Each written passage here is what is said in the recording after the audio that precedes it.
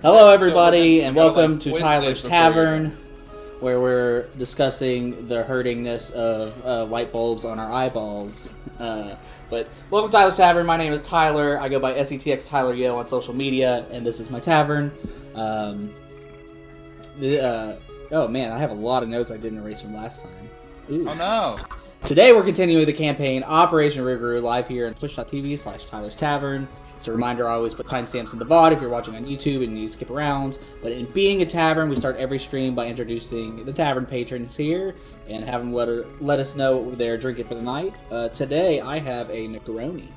I really like these. Ooh. I think most people hate them, but I'm not most people. I'm built different. Damn. Alright, let's go down the list. First is Emily. Is me. I am drinking a spice chai with some cream today. Nice. Tea for Tea. me. Next is Mark. The funny thing is I'm essentially drinking the exact same thing. Nice. Nice. Next is Colton. I put the bean and I mash up the bean and I put it in the water and I made it hot. You're drinking that dirty bean water. It's weird that you do it with refried beans instead of like regular coffee beans. Refried beans. And then I put muscle milk in it. Mix it in. You know, if you got refried beans and muscle milk, that's a lot of protein. It's a lot of protein. Man, I need my protein. Mostly so I can have really tough shits. Oh, no. Yeah, I say I'm built different. I think you're literally built different. He's exploding. Did someone leave? Was that what that sounded No, like? I think Charles is here. Charles. We'll give him a second to catch Carlos up. is here. Yeah, Connor, what you got? I got a lot of different things, but the main thing tonight is we brought the old Austin classic drink, the Independence Austin Amber Ale. Ooh. Nice. Very I nice. thought the classic Austin drink was just shitty water. No, it's Topo Chico. It's Topo Chico, and whatever your But see, favorite, they whatever your don't- least they favorite don't- IPA is. They don't drink Oh. water, so they need the beer. Like Yeah. in olden times when you couldn't drink the Well, Well, water. no, it's very good. Alright, Very so good. Topo It's- Chico it's- plus an IPA? Is that just like brighten and crisp it up? That's the Austin special. No. You drink the Topo Chico. So like you know how you drink water and beer at Yeah. like different levels? Just swap those. And What? then- Okay. But no, it's very good. It's 6% alcohol, very light, but not like piss, like Natty Light or something. It's very Yeah, good. that's not this beer. And it's 6%. Hey Charles, I thought you were gonna be late today. It turns out, you're Nope. not. What's going on? Nothing much. Just got in and I'm getting everything set up. I'm right here. I'm ready to go. All right, Hey, so I got a question, Charles. Are you a Hydro homie? I am indeed a Hydro homie. Let's Hydro go. me. All right. In the only bit of housekeeping, Colin still has a newborn, so he's probably going to be in and out. But I think today's probably all out, so we're just going to have his character probably hang around quietly unless I feel the need to evict him. But he'll be around. And so with that, we'll get into the recap. Last session, we knocked out some more of the Red Bloom Festival activities, but in the sake of the actual timeline, they had awoken after being in a near-death state, being carried by the rest of her party after the encounter with the mysterious woman and creatures in the swamp. She demanded that she speak to that woman, but Scarlet had to talk her down, saying that she wasn't there any longer. After an emotional belt, the party headed back to Rougeford. Bran said he wanted to be by himself to think about what happened and headed to the labs within Fort Marshall, and KK said she wanted to go visit some people and went on her own way. The rest of the party headed to Obadiah's Arboretum, where they spoke to the head Archdruid, Alderbean, hoping to get answers about what they saw in the swamp. He informed them that matters of people and culture were not of his care, and they should seek wisdom elsewhere. Wanting to be done with their quest, they headed to the Dive Tongue Saloon, where they talked to the Alcohol Brotherhood, gave them the plant that they had been tasked to retrieve. Excited, they began their annual fermentation and allowed the party to ask their questions in regard to Operation Rougarou, and the party then headed back to Fort Marshall. They then spent the entirety of the night into the morning hashing things out about the things hidden in their past, that the woman had brought up vocally. KK arrived at some point intoxicated and joined in the talks. Some things were brought to the light and built the team, and other things were still held close to the chest. They slept in the next day, but decided looking further into this woman. Vey, KK, and Scarlet headed to the Bolith Glade Historical Museum, where Vey had visited previously during the festival, and talked to their new contact, Finley Wright, the museum keeper, since he knew a lot about the history and culture of Rougeford. In talking to them, he had said he had actually written the book on this very topic and pulled one out. In confirming a picture of what the woman had looked like, he connected the dots and believed that she was the Whistlemarsh Hag. He went a bit deeper into what he knew about the locals, saying they truly believe she existed, and many believe that she was an embodiment of evil. The primary historical talks of her was that she and a group of individuals made themselves present after the Battle of Rougeford and killed the governor, who had led to an independent Yorkit, William Crenshaw. Then, just as quickly as she came, she disappeared back into the swamps. Bullshit. He told them... What's that? It's bullshit. Bullshit. He told them that they could get a copy of the book next door at the library, which the three of them do while getting library cards. Then Yaros and Totho headed into the swamps to train on things that they felt in the woman's presence. Totho began to run in waist-deep swamp in resistance, while Yaros fired off some long sticks from his bow, trying to hurt him. In this training, they both became incredibly exhausted, but managed to push past their natural barrier, even for just a moment. They think with a little bit more training, they can really make some headway. The three girls all peeled off from each other once they hit the swamp. Scarlet headed her own way, where she meditated and recollected on her past, how the magic had caused her pain in the past, and how the woman said not to fear it, and that exact feeling she got when encountering her. She arrived at that feeling, but wasn't able to sustain, but might with further training. KK headed off to speak with someone special about her own encounters with the woman, and then Vey headed off to meditate on her own in the swamps as well. That night, everybody made their way back to the quarters at Fort Marship after speaking for a while. They realized that Vey had not joined them, and under the full moon, they now head off to find Vey wherever she may be. Currently, you have stated the following goals to me. The rest of the party is attempting to find Vey. All 6 of you need one more day of training to push past the barriers and achieve results. Bran would like to visit the barbers. Totho is awaiting word back from his parents and then wants to follow up with the blacksmith. And finally, you can always make progress on Operation Rougarou. The last 2 factions of the Guild of Plenty are the Conservationists and the Distributors, which while you have contacts, you haven't really gotten a concrete lead on yet. But first, we will do the last of the time travels and knock out Bran's couple events he missed during the Red Bloom Festival. Because they involve... You got the brand face that comes up. You need a transition with the brand face. Yeah, the fucking spinning wheel. Yeah. Yeah. Alright, so we're gonna head to the Sunrise District. Now that'd be good shit with Brand's like depressed face. What is He's just fucking mad. He's just upset. Sunrise District, but it's sundown outside. Oh. Yeah, I was saying before, time change just happened IRL, and this is the first session where we had the sun out, and I'm just not prepared to look out at the sun. I'm like, oh no, I still have plenty of time until we, Bro, the fact that this shit, I got my blinds open now at 6:41, and it's illuminating my living room. I'm just like, the fuck is this?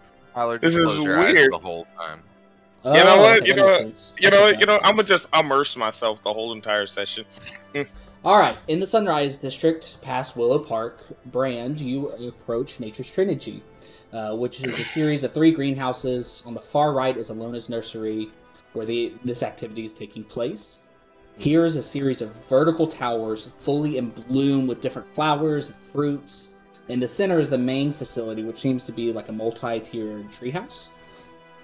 You climb up the ropes and enter the front, where you can meet a Yuan-Ti woman, which you recognize as one of the 3 individuals who is channeling the energy at the beginning of the Red Bloom Festival to start the algae bloom.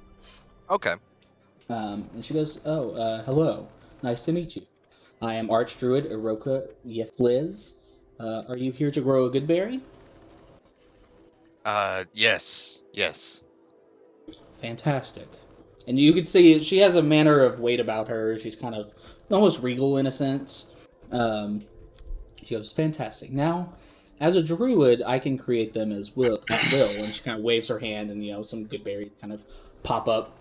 like a flower vine goes around her arms and flowers on her hand, and then you see the flowers grow into the good berries. It comes and grows and instantly ripes. And she goes, "Have you ever had one?" No, actually. It's strange that I haven't. Here, and she puts out her palm, gesturing to you.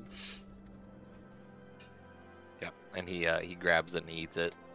Yeah, so they are a rather large piece of fruit. They're a bit bigger than a kiwi. It has a brilliant, like, purple hue. She grabs another one off her hand and cuts it in half and pulls out the seed from one of them and says, "Here," and hands you the seed. And when she hands you that, you eat the berry, and it fills you up as if you have had a whole meal, and like a hearty one, like a mama's meal that kind of sticks to your ribs. But you don't feel bogged down. It's like you had a ton of salad and water, right? But it's substantial, and you feel good. She goes, "No, not everyone here is a druid, which is why we are here. Good berries are very particular in how they are grown. Here I have brought soil from its native home in Apamea. Please pick out a pot, whichever you like." And she gestures kind of grandly to the side, and you see there's a wall of different ceramic style pots in different colors, and then there's a whole trowel of just soil, and then a little a trowel to fill up a pot. As she gestures you to. I grab a classic red pot. Yeah, beautifully Classic red, red pot. super red. She goes, "So go ahead and fill the pot with the soil. With the seed, you must plant it exactly 1/2 inch below the topsoil, and then water it in." He pulls out a measuring tape from his pocket. Yeah, and she's like, "That's not a bad idea. They are incredibly peculiar. You must water it every 3rd day. For this size, about a full cup." And she hands you it's like a little cup. But she goes, "It must be this exact amount of water every 3 days. You must also fertilize it weekly." And she hands, there's a little satchel full of fertilizer, and she goes, "Must be an exact nitrogen, phosphorus, and potassium contents. You're going to mix 1 ounce of this into your watering. This bag should last you about a year." She goes, "Good berries take about a month to bloom and fruit. Once one has ripened, it will stay good on the vine for about a week, and then it will wither. Make sure to take the seeds from the berries, and as long as you have those, you can replant those, as long as you follow the instructions exactly.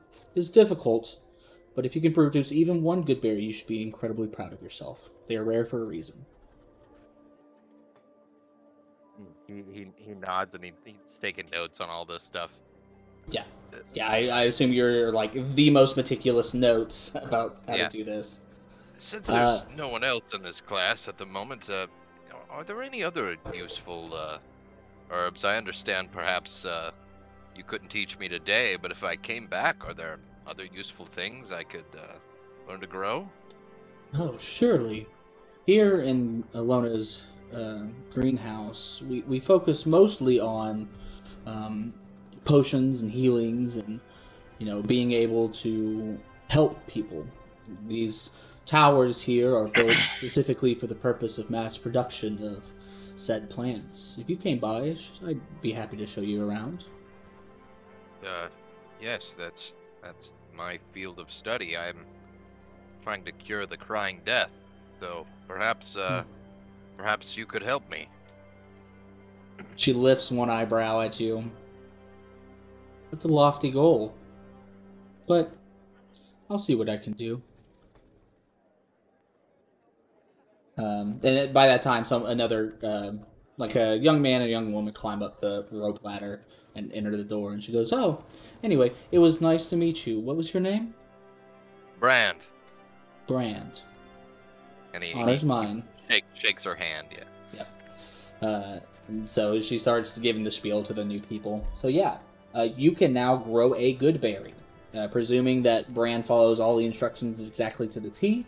They take 1 month to grow. They will stay ripe on the vine for 1 week, and they must be used within 1 day of picking. Got it. And in your inventory, you can put it at 0 weight because it will presumably live in your quarters, but you'll have the materials to grow Goodberry, basically. The cup and all the other stuff. Gotcha. All right. We're now going to move over. So that was Thursday. We are now Friday.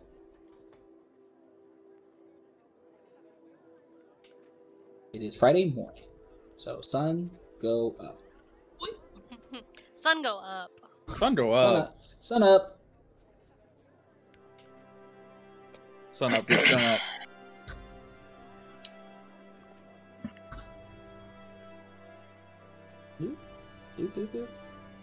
There we go. So yeah, the day is Friday, March 26th, in the year of Palor 7065. Having gone to the Goodberry lesson before, you take a similar path down the Sunrise District, except when you get to Nature's Trinity, you go to the leftmost greenhouse of Obadhi's Arboretum. You enter the grand doors and see a few wild trees that you hadn't seen before, and talking with a guest, you see a large fur-bowled gentleman who, like with the other greenhouses, you recognize as one of the 3 individuals who started that bloom during the beginning of the Red Bloom Festival. He's finishing up talking to a couple as they walk away. He greets you. He's a very serious gentleman. He goes, "Are you here to learn about the flora of Balithglade?" You said this guy's a furbolg? Yeah. Would I have even seen a fur? How common are furbolg in this? You would know of them. You probably haven't met one in person, but they are a race that are primarily druids. One of the many races that are primarily druids. You know that a lot of the exotic races are usually in small packs of druid or were nomadic and have since settled. Interesting. But it's not the weirdest thing. Yes, I'd love to learn about the flora. Please teach me. Are you willing to take a walk through the swamps? Seems like not many people this year are willing. I've been in and out of those swamps all week. Good. Half didn't want to get dirty, the other half were full of Rougarous, but you seem to be full of courage. Well, then let us take our leave. I am Archdruid Lefren Alderbean. He walks you straight out the back door, and you very quickly hit the East Glades. We're gonna... Charles, your cough in your mic is the loudest thing I've ever heard. It is? It's so loud. Oh, I didn't hear it. I think you should it's cough like louder. Yeah, I didn't myself. hear it either. Oh, you must have it turned up. Yeah, let me check his settings. It's at 100%. I might still turn it down, but... No. I think I know what it is. Okay. Alright, I'm just gonna put you here for flavor. So yeah, he walks you straight out the back door and very quickly hit the East Glades. And just like with your fighting the alligator, the water goes from 2 inches to 2 feet, kind of somewhat arbitrarily. You get real dirty, but the druid pays no attention to that, or much else. And he seems to be really focused on the plants here as he walks by. He cues into a tree with a pretty thick green canopy, but long roots that jut out even into the ground. He goes, "Here is a magnolia tree. They're not quite as common here as they are a bit closer to the Gulf. But nonetheless, it is very important to the ecosystem. And even the people of Rochefort. It helps hold the soil in place even during the floods and keeps the city protected. Though I believe, more importantly, it provides shelter and habitat to the creatures with its roots." He bends down, and you see a few red ear turtles kind of swimming between the roots. I said magnolia. It's a mangrove tree. Apologize. How dare you? Yeah, I'm the fucking... I'm confused now. Oh, okay. Let me start the whole session. Welcome to Tyler's Tavern. My name's Tyler. If we're starting over, I can't make it. Okay, that's fair. That's a fair thing. Yeah. And so hanging off this mangrove, he like reaches up into some moss and goes, hanging here is some Baloth grade moss. He grabs some spindly fibers that hang from the branch. He goes, it's been used ages for bedding, insulation. But really most uses for fiber. And then you see he catches his eye on something else. He goes, oh, floating there near your feet is duckweed. A vital part of the circle of life here. And Risey says that he cuts himself off again for a second and goes, oh, look here. And you see, like, this generally serious guy is kind of, like, pointing one thing after another. He goes, oh, look here. He walks over to another tree, and you see he's really in his element, and you're kind of secondary to his own path of discovery. He's on an ADD tirade, like, just walking around. But he is kind of lighting up his ear. He goes, here's a bold cypress tree. They make up the bulk of the megaflora here. Just like the mangrove, it soaks up the flood waters. It leaves breeding areas for amphibians. Come see. And he points down. And you've been down, you see there's frogs and tadpoles in the still water and its roots. And growing on it, you see a fruiting vine. And he goes, oh, these are muscadines, native fruits of Volungrade. Here, try one. And he grabs one and hands it to you. Yeah, I bite straight into it. Yep, it's a muscadine grape. It's delicious. Tasty grapes. Yum. He approaches a tree with leaves hanging down and he goes, now this tree is important to the locals. It's a weeping willow. It's one of the symbols of the people. They find the falling pendulate branches beautiful. It inspires art, the act of sadness and sorrow. Same. But I must agree, it is a beautiful piece. Bran looks at the tree for a long time, and then he says that, art. So yeah, he goes on for quite a bit, never quite making it far until he sees the next thing that he wants to show you. And after a while, you head back with knowledge, but absolutely filthy from the swamp. Is there anything else you kind of want to talk to him on the way back? No. I think Brand absolutely just lets this guy talk the whole time. Yeah. And you know from the Operation Rougarou introduction that it's Nature's Trinity. There's 3 greenhouses. The Obadiah's Arboretum is all about like the conservation of natural nature. The middle one, I don't have the names up. The middle one is all about production of fruits and foods and keeping people fed, and then the right one is all about the medicinal and helping people out with potions and whatnot. These are like the 3 buildings and like this. What is this area called? The Sunrise District, Nature's Trinity. Sunrise, Nature's Trinity. Okay. Yeah.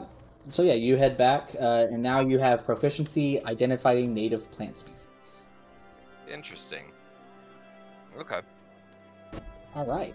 With that, we are done with the Red Bloom Festival. We've done it all. I can move on with my life. Yeah. We did it! We did it. It only took 4 weeks. We did it. We did it. We did it. All right. Yeah. Despacito. We did it. We did it. Despacito. I don't fucking know how the fucking Dora this Explorer song goes. All right. KK, Scarlet, Totho, and Yaros all realize that it's really late and they have not heard from either Brand or Vi. So you all ready yourselves up in preparation to head out into the swamps to try to find her. Scarlet, you remember where you broke off from her, but you don't know which direction she went. And as you leave your quarters and head down the hall. Brand, you have been neck deep in your work. Once that inspiration hit from the woman about magical items, you have been obsessive, and it has taken over your mind. You've been working for almost 2 days straight on this, and you have a point of exhaustion. Okay. For most of this time, you've had this lab to yourself. You went in and you asked around where you go, and people kind of gave you the eyebrows and like, well, there's the lab by your quarters, which the Black Iron Bandits had been hosting. But they've been gone for most of this time, and you've had the lab to yourself. However, they have arrived in the last couple hours and are so noisy that it physically hurts you. at your level of fatigue. Boy, and then I said. Yeah. Yeah, you hear, you guys hear Zelroth have an argument about Rex, how Susan needs more protein in him, and it's just like, you just can't take it no more. Is there a spot for a point of exhaustion on the character sheet in D&D Beyond? That's a good Mark question. is usually my D&D aficionado. Look.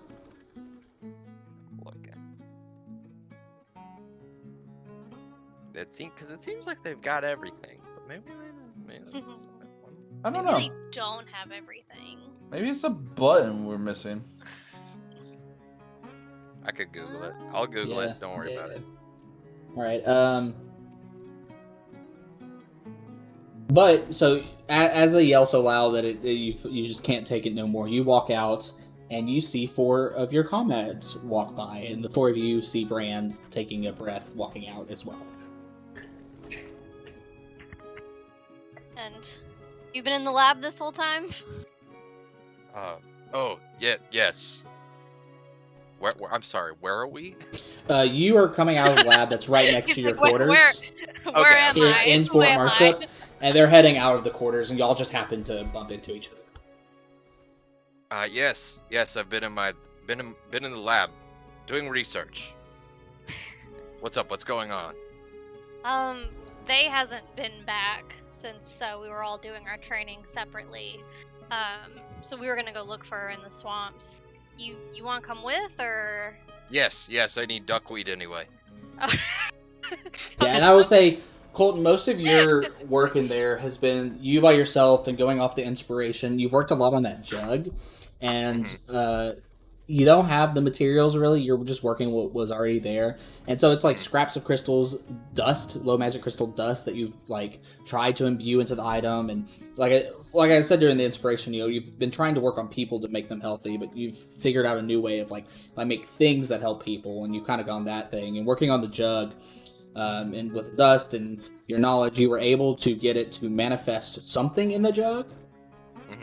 But you're not able to get it to your liking. So, but you think with another full day of work, and you duckweed. could make something happen. It probably duckweed. And probably duckweed. Yeah, I wanted to incorporate him learning some of the things. I think he's probably got like some good berry pots in there too and shit. Yeah. Yeah, I mean you can. Yeah, however you want to go about that. That's all you, baby. You tell me how you do it. I would almost be willing to take a level of druid if it actually would fit on my character. But wisdom. So, yeah, you guys have all met up. They've instructed you. Bran, you're along for the ride? Yes. All right. Oops. I want to do this.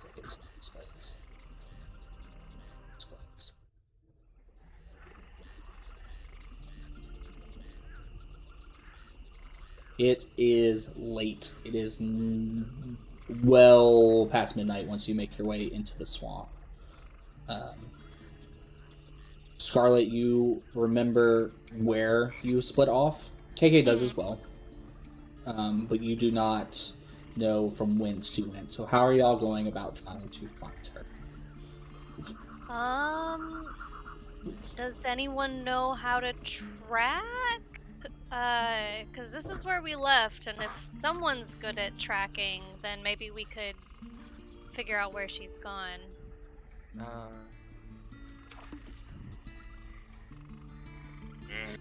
No one? I've got a looking through my character sheet nature. right now. Looking through my character. It does take a lot of wisdom to Shit. have survival skills. Yeah, what is it? Is it survival or nature?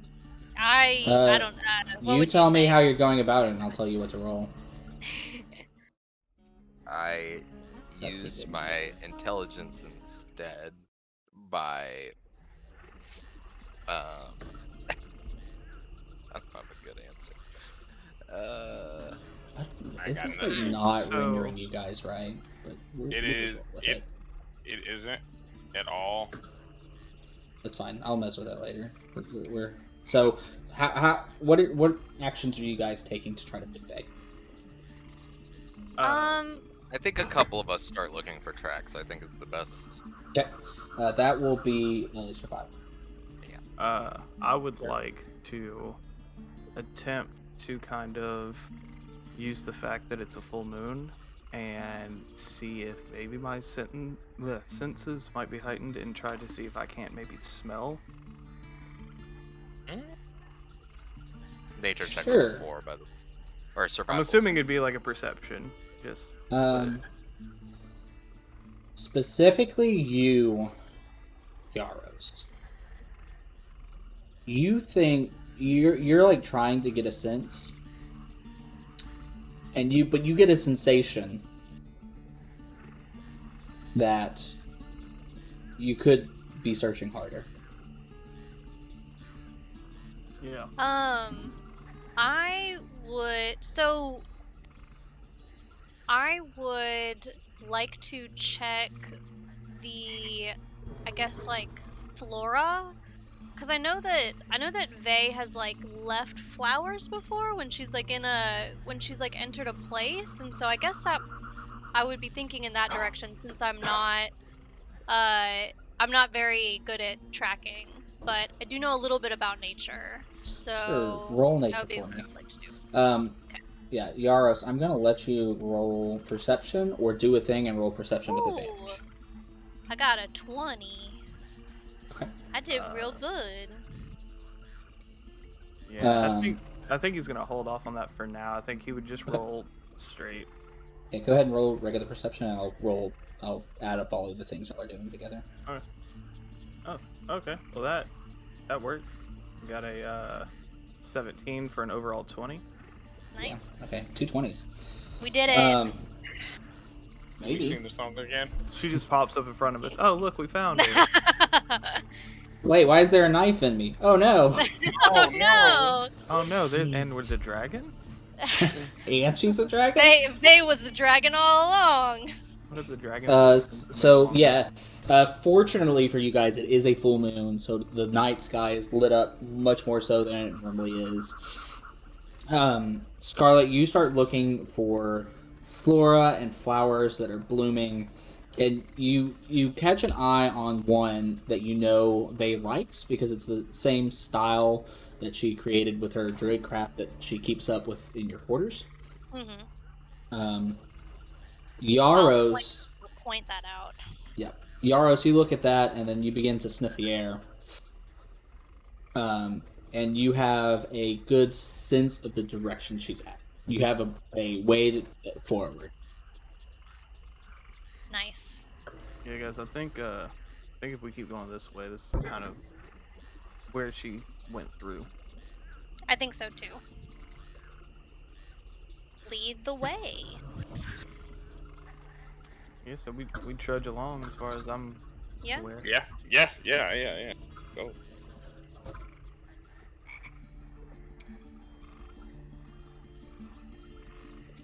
Doing secret DMs. Yeah. Doing Oh, secret DM things. All right. That's fine. I wanted to ask a quick question. The way that the screen looks for me is kind of inverted a little bit. Is that Yeah, just no, because it's dark? I don't know why it's happening. Okay. It's the same thing on my screen, and I don't know how to fix it, so we're just working with it. Gotcha. I was just checking. Yep. I didn't know. It's if it was... ruining her immersion. No, I'm good. It's like I have night vision. Way to fucking call me out, guys. Like I don't fucking slave over a hot TaleSpire after work every day to whip you up a game. PC's really Just working for y'all for that TaleSpire, huh? These 6 ungrateful, hungry mouths. Little snots. Yeah, that's us. That's me.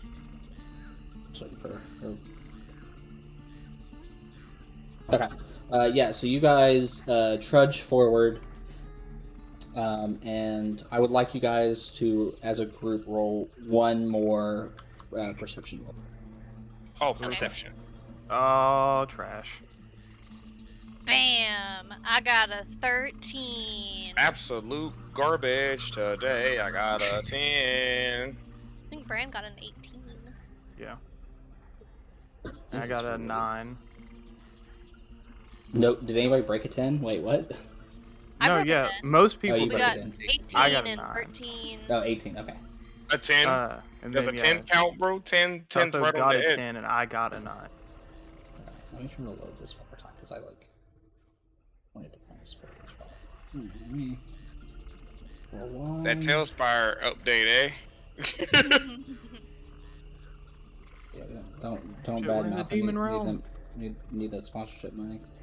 Well, I got you. I hear that. Oh, But- now it's a different color. Yeah, I think it's just I probably just need to relaunch, but yeah, I'll relaunch on a break. You guys, whoever rolled the 18, you begin to hear a murmur. That's very clearly like not a frog, and you hone in on that, and you guys spot they asleep in a hammock up in a tree, about 8 feet up. Scarlet will call out. She'll be like, "Vay! Vay!" Is she tall and not tall? Is she too high up for us to? You said like 8 feet up. She's like 8 feet up in a hammock up in a tree that she's very clearly crafted herself. I'm going to find a stick, a long stick. I'm gonna Like poke an her. 8 foot long I stick. just. Well, no, I am 5 feet tall. I need a 3 foot tall stick. Okay. I could find that reasonably. I mean, Sure. Do a nature check. Oh, would you I'll do another stick nature with a check to string? find a good stick. I Good. feel like I found a Alright. good stick. That's a 14. Yeah, you found a good stick. Find a good poking stick. You have to jump a little bit. It's like just not quite long enough. It's like only 2 feet. Yeah, you needed a 15. But I have 14, my you arm. gotta, you gotta I do have a my hop. arm span too. So if I she's said what 5 I said. feet You got to jump. I mean, okay. doing like pinata. Yeah. I've been Yaris sitting is there here, holding his bow, like. and Well, it's a don't long shoot a bow. bow at her. No, I mean it's just a stick with a string on it. Oh. Yeah, that would work too. But I don't want you to hurt your bow, and I go to poke her with the stick that I found. You go and you like I jump worked for and this stick. yeah, Vi, you feel you're in your haze, but in that haze you start to feel a sensation. It's discomforting, and you kind of start coming to. Numalon, no. What? Who's Numalon? What? No, it's Hey, late. who's Numalon? What? Is that a boy? Huh? Hey, do you have a secret boyfriend? What? Wait. Who's Numalon? As now at this point, kind of sits up, rubbing her eyes. Wait, this isn't. Oh, right. Looks down. Hey, Vay. Oh, hello. Dark House. Yeah. We were worried about you, and you're just sleeping up in a tree. I'm sorry. I must have gotten drowsy and shut my eyes for a minute. Well, come on down. We're gonna go back to the fort. Okay. No. Bossy. Climb myself down. Yep. So you climb your way down, and y'all start heading back towards the fort. And Scarlet's gonna ask Vay again. So who's Numalon? How do you know You that said name? that. You said that in your sleep just a second ago. He's an old friend from home. Oh, I see. Does he usually rouse you from slumber? Usually when we're Mm-hmm. up to no good, spying Oh. on animals and adventuring where our parents don't want us to go, going out with other fellow kids. We were Fellow kids! You know, we go out with other fellow kids. Fellow kids. I hate y'all. I am also young. Did you? I mean, Did we you? were- Sorry. Go ahead. No, it's just usually it's him waking me up so we could go on some grand adventure of his. Aw, It's pretty usual. you must miss him. A little bit, huh? You miss him a little bit. Why do I just get grilled every session? I swear to God. Everybody is around. Sorry. I That's miss- your business. I miss all of my Sorry. people. It's different. It's a different culture here, but I miss them. But I'm here for a reason. Yeah. No, of course. Sorry to bother you. It's fine. I'm sorry I never made it back. Well, I- it's good that nothing. I was worried that not so much that you got lost, but that maybe we've seen things out here and. Right, was you're right. It worried was irresponsible of me. I should have looked at the time and made it back sooner. Well, it turned out all right. So yeah, you guys head back. It is well past midnight now. You've had 2 late nights in a row.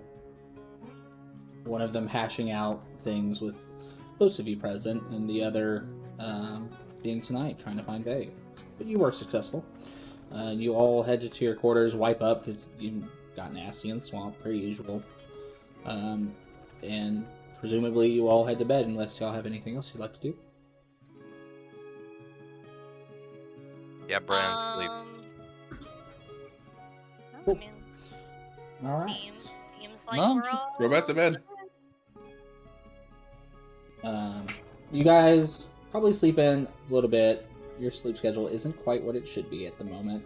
But the day is Wednesday, March 31st, in the year of Paylor, 765. You're free to do whatever you want. You each need another day to complete your training to get potentially some new abilities. You can head on your Conservationist quests or Distributor's quests, but it's really whatever you guys want to do.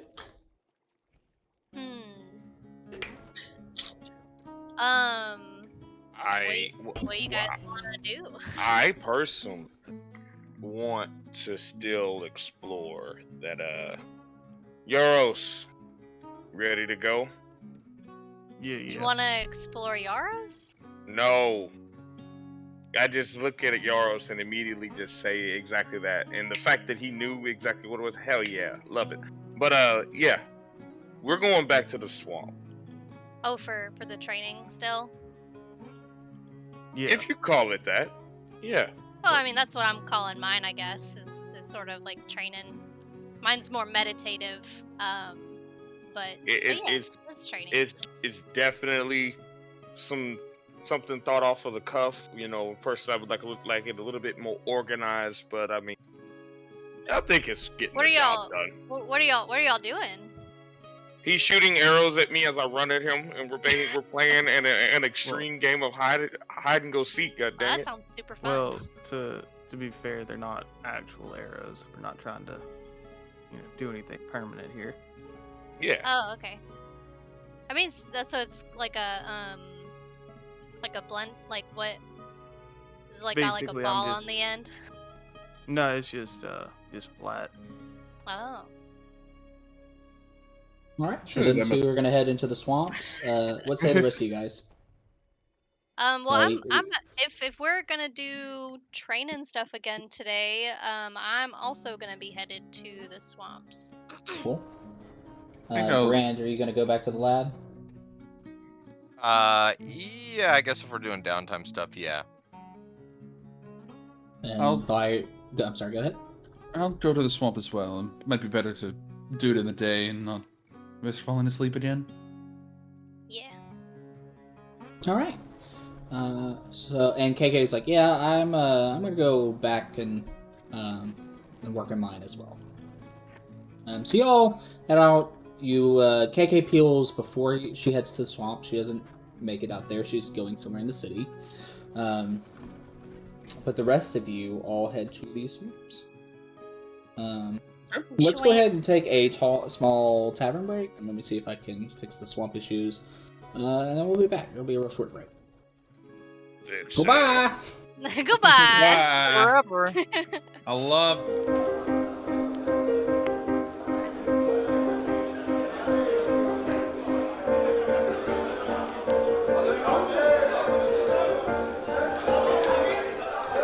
Oh. And we are back. Oh no, the game. Oh, okay. Just took a second for the game to pop up. All right, we are back. Everybody's decided to use the day for training. Yaros and Tatho, you are heading out to a spot similar to what you had before, where Yaros is kind of on a rock encampment. He has a pile of sticks that have been whittled down that are really not great to fire, but we'll get the job done. Tatho, you are waist deep in it, ready to chug through. Rock them thunder thighs.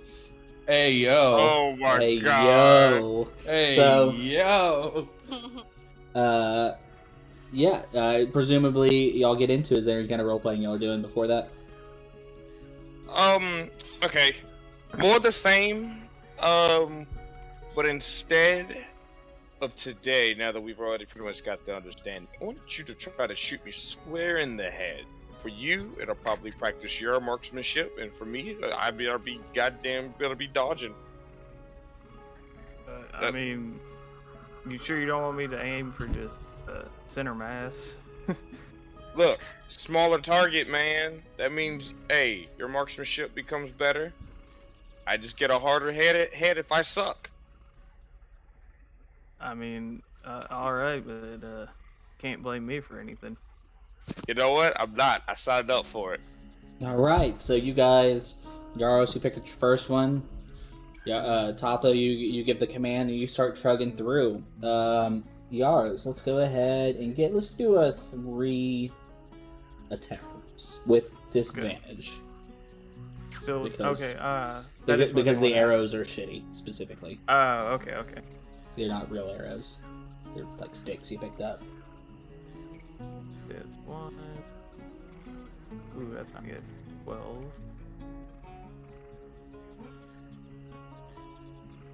Holy shit, a 21. And a 21. Holy shit! I'm getting hit in the Alright. fucking face. And that's All right. with disadvantage. So you guys You're- are doing You're this getting fought. all day long. Hours and hours and hours and hours you're doing this. And Tatho, you thought you're like, dude, I'm gonna dodge and weave. But Yaro's really got a hang of this, and you're deep in it. It's hard to dodge and weave. This isn't anything that's trivial. And so as the day goes long, you go and go and go.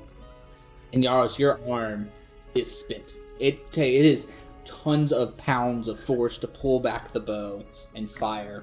But you hit him about 2 every 3 times. I mean, you're pretty on it. And Tatho, you are just beyond exhaust. And the sun gets low in the sky, and the bright blue tones of the sky start turning amber. And you're both spent just... And you're like, okay, again. Fires, miss, ping, ping. Oh, God. Again. And Face get fucked up. you, like Tatho, you're hurting, especially, and you're going like, okay, I'm gonna dodge this time. I'm gonna dodge. I know it's coming. And you just like for a second go like, I can't do it, and you're like, no, I can do this. You know, you just get headstrong. You feel a welling of power coming from deep within. And you're like, no. And you take one deep breath and use all of the energy and focus you have to successfully dodge out of the way in a forward shoulder roll under the water. Something you hadn't really even tried all day long. And you get up and you're like, oh shit. I did it. I went past what I felt like doing. And you look back at Yaros in excitement. And you're like, okay, let's keep going. And you try to do it again. And Yaros, not trying to be one-upped, you're like, no, I'm gonna hit this dude. I'm gonna nail him. Hey yo. You pull up your bow. You aim true, and your arm is shaking. That kind of like your blood sugar's low. You're a day and a half out of sleep, and your muscles are just spasming. And you're like, no, I gotta do this. And almost in the willpower to do that, something happens to you. Your arm gets strong and straight, and you become focused. And you nail the dude between his skull, right in the back of his head, dead on. And you look over, and it seems like your arm is much hairier than it normally is, and it quickly goes back, and you realize you can just do that. You just have the ability to do that, and you can pull on that same strength to push past your limits. And so both of you now pushed past what you thought was possible, sit on a rock next to each other, exhausted, and just kind of look proudly at each other. If there's any kind of roleplay I want to do. My face is red, isn't it? Go ahead and tell me. Go ahead and Oh, dude, you were like beyond spent. I You're imagine gonna- you'd be super bruised too, like on Yeah. your face. Yeah. Well, there was a time when Aker was running around and messed with a beehive, and your face kind of reminds me of what happened then. You know what? I'll take that. So that means every time that women walk around me in town, they won't actually talk to me. So hell yeah. Thank you. Can we do this again, like all the time? No, they'll Matter of still fact- talk to you. They'll still talk to you. I mean, you say that, but then you want got to them- work you out got with them your shirt off, muscles. so I think As though you're, bitches aren't into the bruised man. I like someone who's physically hurt. Oh, Like, no, what- not emotionally hurt, but physically too. All right, let them roleplay. I wanna nurse that man. Y'all talk it out. Yeah, sorry. You want to nurse that man back to health? What the fuck up? I'm tired. But anyway, I can fix him. I can fix I'm it. tired. I'm sorry, but I think that this here is pretty. You know, it wasn't the smartest thing I did, but I think it actually panned out, which therefore means that, you know, this old rock up here inside this head might be a little bit bigger than I thought. Yeah, I definitely think it's gonna be useful for anything else we run into right now. But I don't know about you, but man, I gotta eat. I mean, anywhere you want to go, man. Anywhere you want. Any ideas of where you want to go? Where can we go where you're not gonna get us kicked out by calling it dog water? Look, man. Look, I've already apologized. You know, so and they've already seen me run and all that stuff like that. You know, so I've done the groundwork. So it shouldn't be too bad if we walk up in there. Plus, I look like this, so they won't even remember that. They'll be like, "What the hell happened to you?" I got you. It's your camouflage. They won't even recognize you, huh? Absolutely. All right. And you always can eat at the mess hall in the fort. That's Yeah. always an option as well. Actually, yeah, that sounds like a good option. Just going to the mess hall to fort, because then afterwards we can crash if we need to. Yeah. And then get a bag of ice, cover this face up, you know, for a little bit. You know, try to help with the swelling. I guess that makes sense. Maybe we'll see some other of the team and check in on them. Yeah. That seems pretty cool. All right. So you guys head back to the mess hall in the fort, right? That's where we're heading. Mm-hmm. All right. It's still morning. It's like twilight when you guys finish and you head there, but still in the morning. We go over to Scarlet, who's finding a nice little outcrop in the swamps and has begun to meditate. What is going through Scarlet's mind as she's diving deep and trying to get to this place that she's been brought to? I think that she would be sort of working on letting down her like barriers, I guess, that she has towards like addressing the stuff that she's been through and try to move past it, I guess. Yeah, almost like a trauma or anxiety, like you're trying to acknowledge that it exists and move past it. Yeah. And so I think that's mostly what she'd be working on.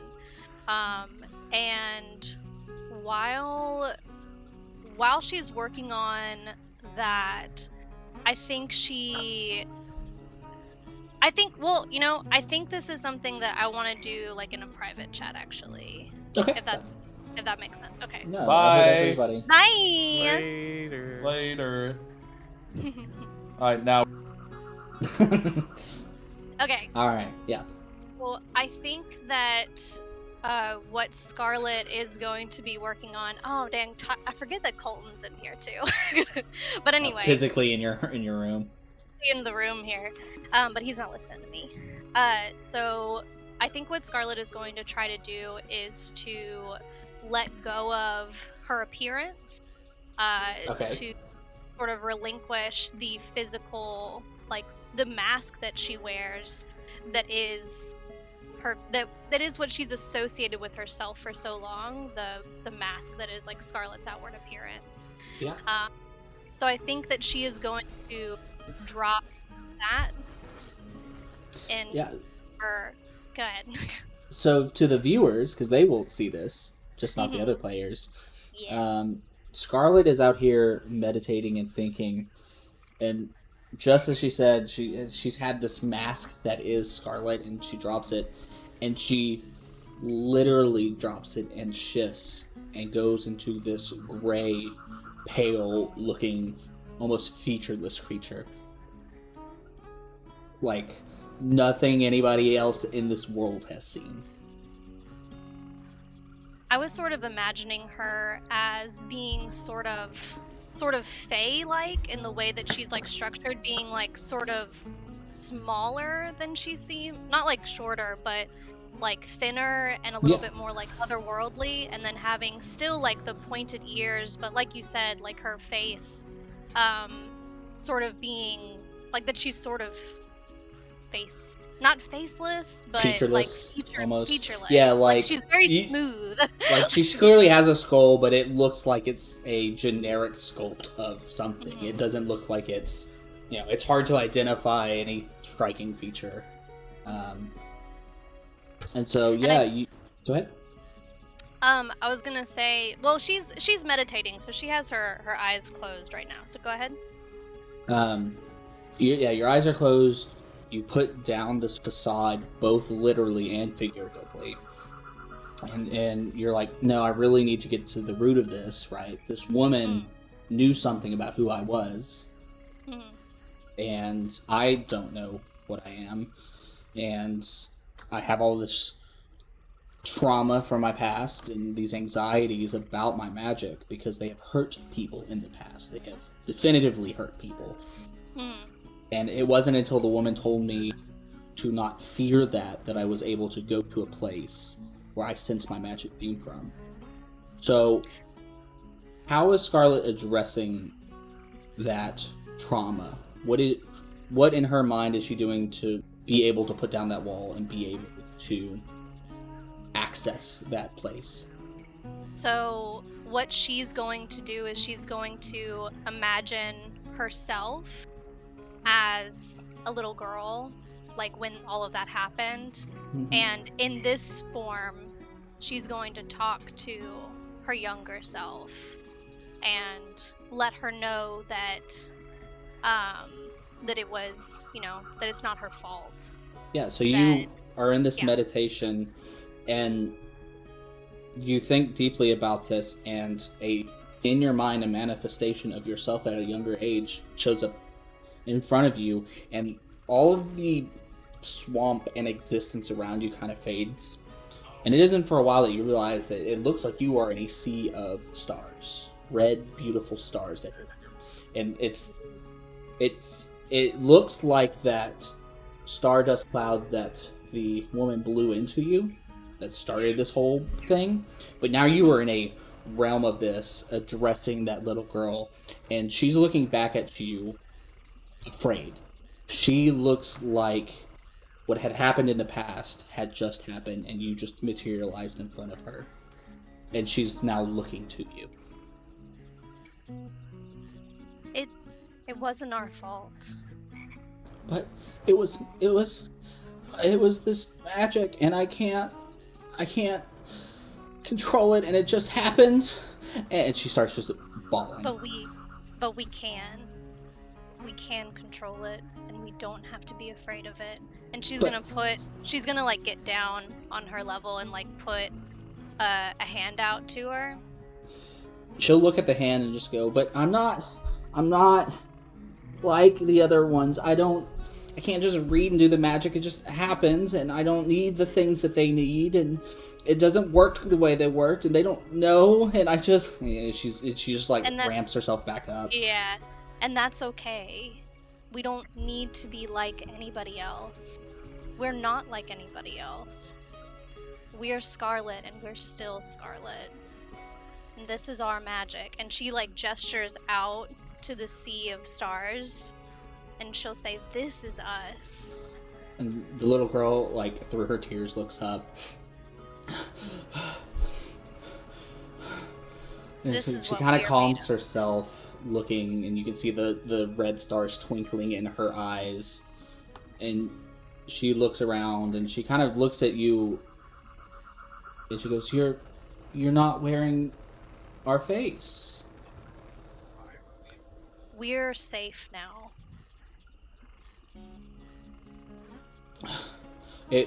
Will it happen again? Will I hurt people?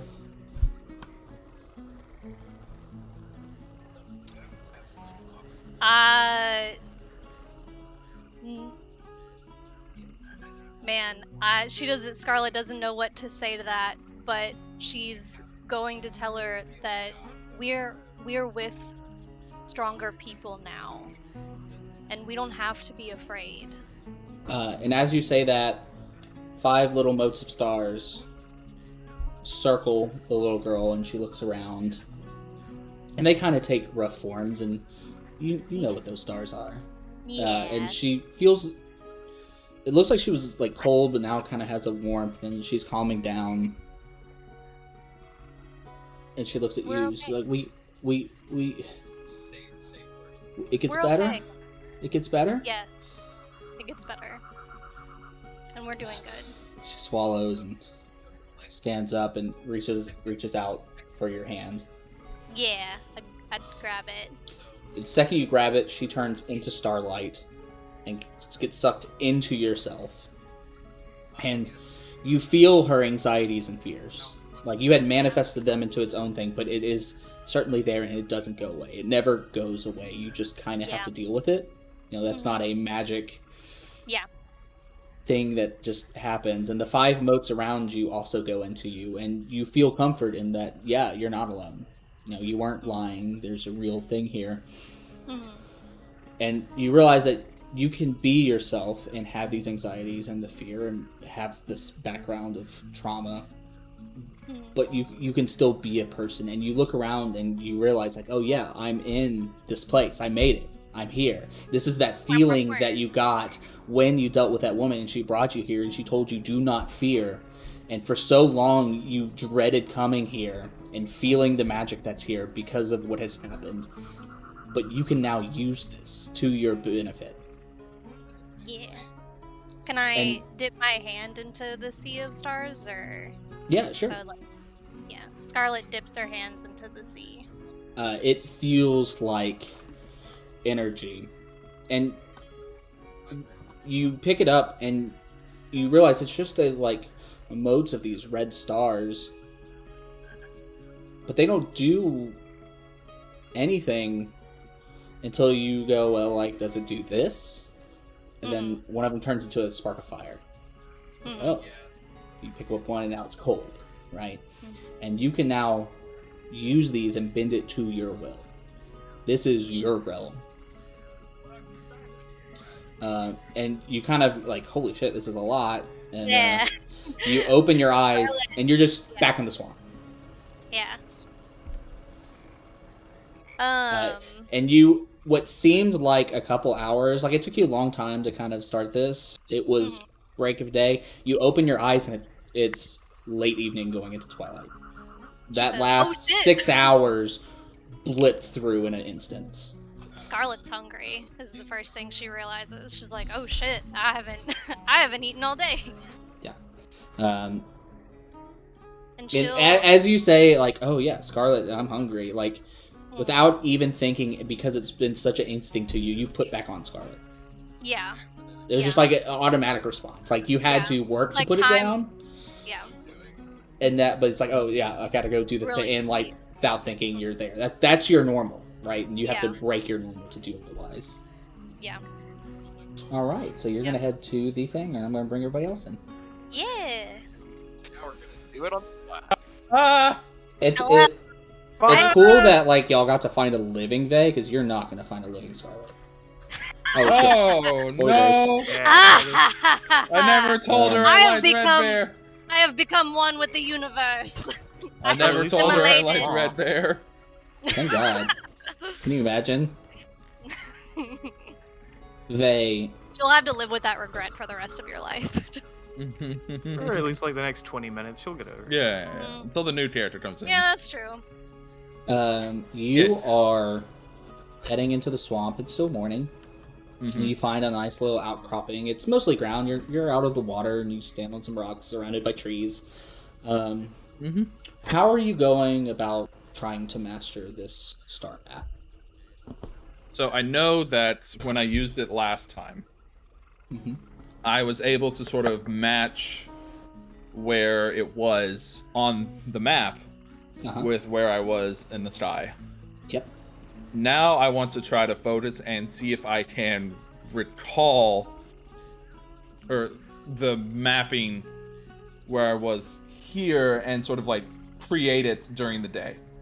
Yeah. Like channel that magic during the day. So you get here, it's still morning, and you spend a long time, and you realize, like, okay, like, I had the thing right for just an instance. Right? Like, it was exactly right for one moment. So what changed? Right? If I had it, and it's a map of the stars, maps don't change. What's up with that? And you ponder in your wisdom on that for a while. And you think, and you think, and you think, and you're like, oh, it just like dawns on you.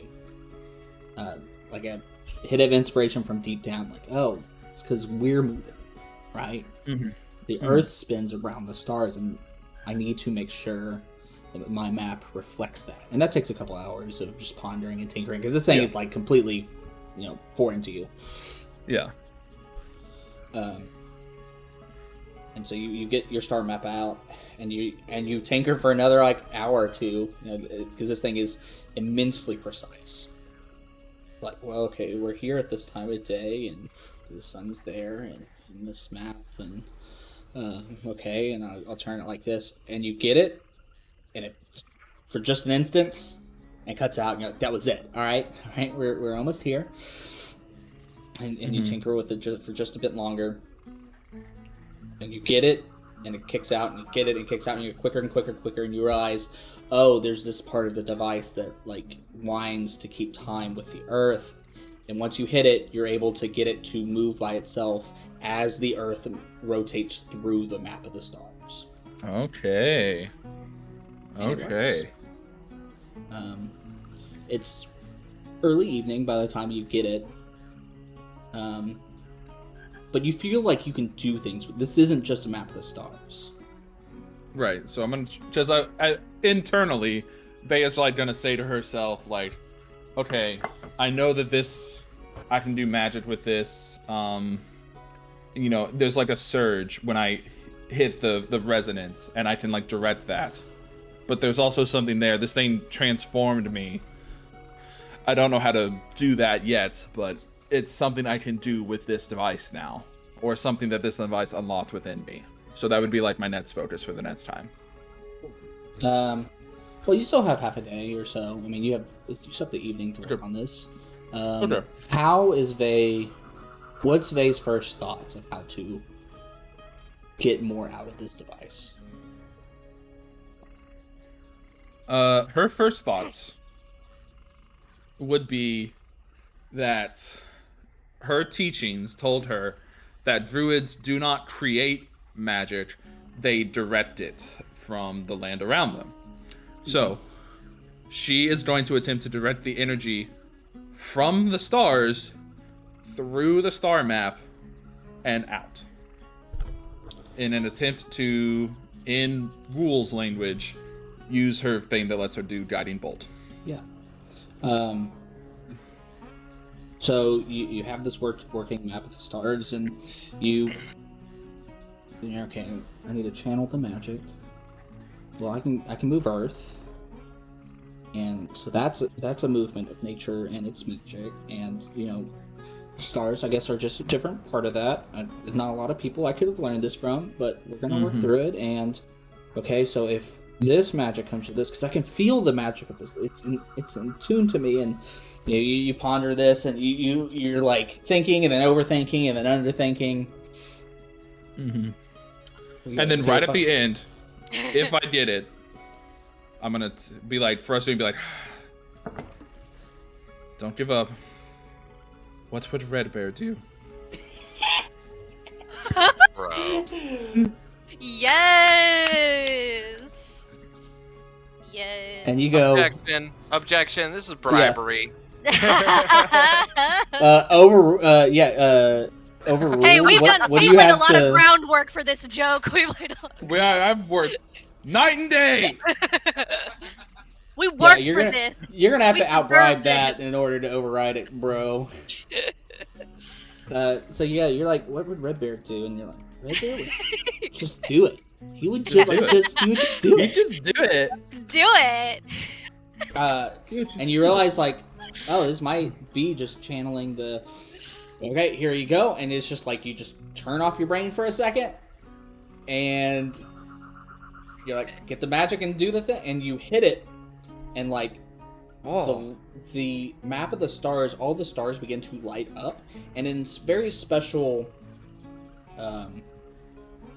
constellations. This is the best way to put it. Like, they start lighting up, and you realize, like, oh, it's going to take certain signs to do certain things, and like, there's a lot to be discovered here. This thing is really deep, and you get the first ones that kind of make sense, and then a guiding bolt fires out into you. Oh no. And you go, oh no. And then you look down at your skin, and it comes kind of transparent here. That's just. And when that happens, you see your bones for a second, and then they turn into stars. You seem to have a form of stars and etherealness. And then it's gonna do like the panel, like breathing slows. Yeah, and when your breathing slows, you hear a voice in your head. It goes, I have seen you figured out step 1. Congratulations. Who is this? Are you the one that gave this to me? I am. How? Who? Why? I do not yet know, but if you keep moving forward, you will know more than I ever did. Is there something I can call you or refer to you as? And you get the sense that he's really trying. Because I do not know who I am. This is my quarry, right? Yeah, you have honed in. That's exactly what it is. Okay. But I can at least do this. And you feel, you're holding the thing, and your right arm in the ethereal form of stars,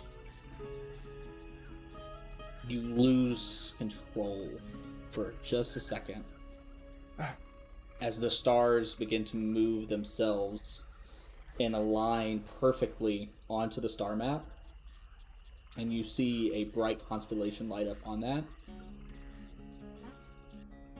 And he goes, I will guide you the best I can. And your power comes back, and as you light up that constellation on the star map, the guidance cantrip is cast.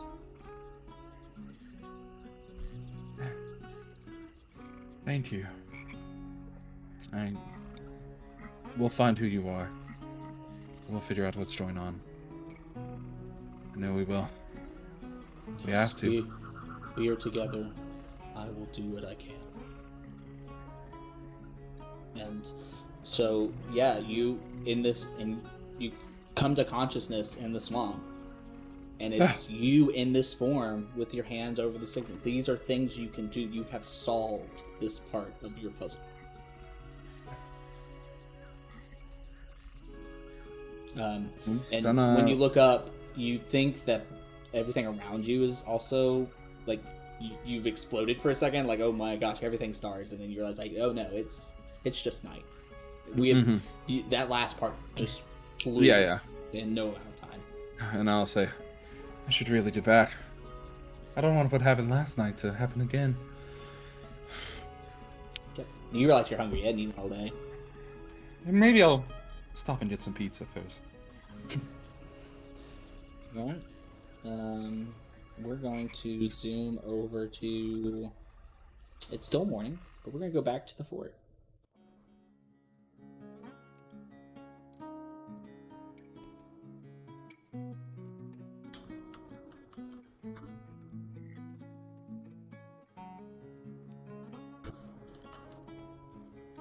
Am I in the right part of the fort? Yeah, that map. Whoa.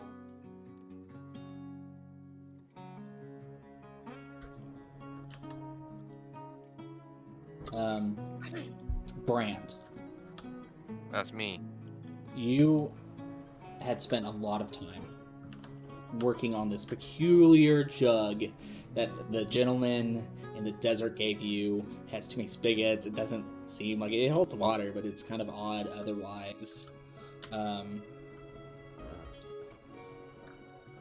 And yesterday, your last 2 days, you spent a lot of time thinking about this, and hit after the woman had made things appear out of it, and you're like, I can do that. I've seen, even recently, like you're going through your notes of like, I've seen plants, right? Like plants just make things appear. You can make a Goodberry appear. Druids do it all the time, and I can make things go. And I've collected these herbs and stuff, and I think if I use some of this dusting, I might be able to make it like a permanent object. Wizards do this, right? Like they use great arcane high magic to imbue into things, and these crystals use low magic to do the same thing. So you went through your head, and by the end of yesterday, you're spiraling. You're in a circle and just not making any progress, and then it got loud and you left. Today you come back and you sleep and you have a fresher head. How is Brand approaching this problem he has created in order to find a solution? Well, I mean, I think he gets frustrated for a while. That's a good question. I think he just starts experimenting with, after a while of frustration and just sort of not knowing what to do. I think he just starts experimenting with new shit, with maybe some of the animals that I've collected. Have I collected anything from the traps yet? Yeah, the other day you got a frog, right? Is that what you got? I think you got a frog. Sure. So I just started messing around with the frog and maybe some of the herbs that I got from the festival. Are you sacrificing a frog? I'm ritually sacrificing a frog. Yeah, so you take over your notes, you flip through them, you have the frog croaking right there, and you're like, okay, if I dust this, and then I know that this potion generally uses duckweed, I believe. I gathered some of that, and if I do this, and you just start doing stuff. I'm gonna throw a curveball in here. Shepherd walks in and sees you tinkering. He mostly ignored you yesterday, and by the time they walked in, you left. It's not like this is an open lab with like the meta knowledge of the vault with the crystal, but where they've been experimenting. But it's otherwise free resources. And Shepherd walks in, and you see this man like furiously trying to figure something out.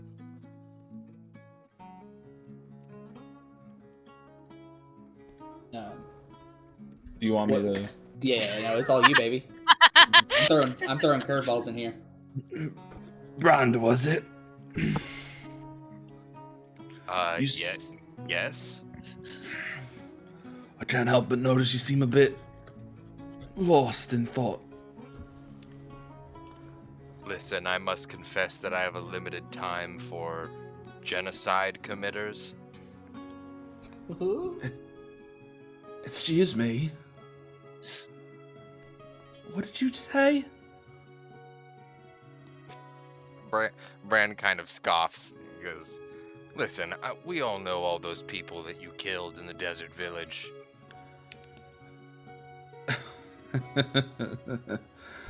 Is that what they told you, eh? That we just waltzed in there, guns blazing, swords swinging, and just chopped them all down like it was freshly cut grass? That's what it seems like to me, yeah. I suppose they neglected to mention the part where they had a giant fucking cannon powered by low magic crystals, blasting us from a mile away. Well, I'd blast you if you came into my town, too. We didn't want to fight. They attacked us. We were defending ourselves. Anyways, that's not the point. The point is you're taking up my space.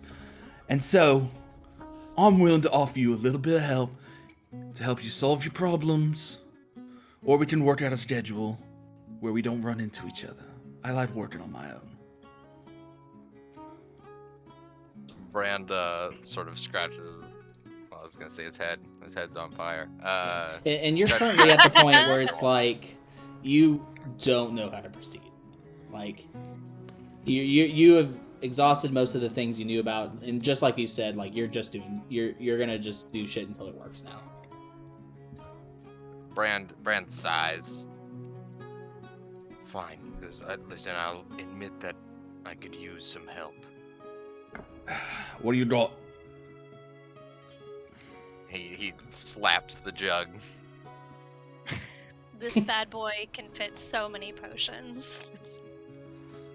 Trying to make it contain more things, continue to contain things. I think I'm getting close. It's produced water several times, but I wanted to reproduce all of the liquids that are inside it. What all you have inside it?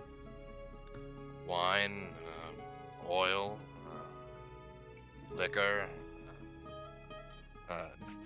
just lists off alcohols. No, there's a very specific set of things. Mayonnaise. I'll have to look it up. Mayonnaise. Is You mayonnaise and alcohol. Mayonnaise is You a lot know, of people eggs. in this jug. Y'all joke. That is literally one of them. No, I know. Yeah. Hell yeah. So you have them all in there just kind of swirling around, right? And you're trying to make it to where you can just have it distribute whichever one you want at the time. I needed to continuously... Listen, I can stick a bunch of liquids in different compartments in this jug. The problem is getting it to recreate said liquids. Well, why don't you just enchant it with a crystal?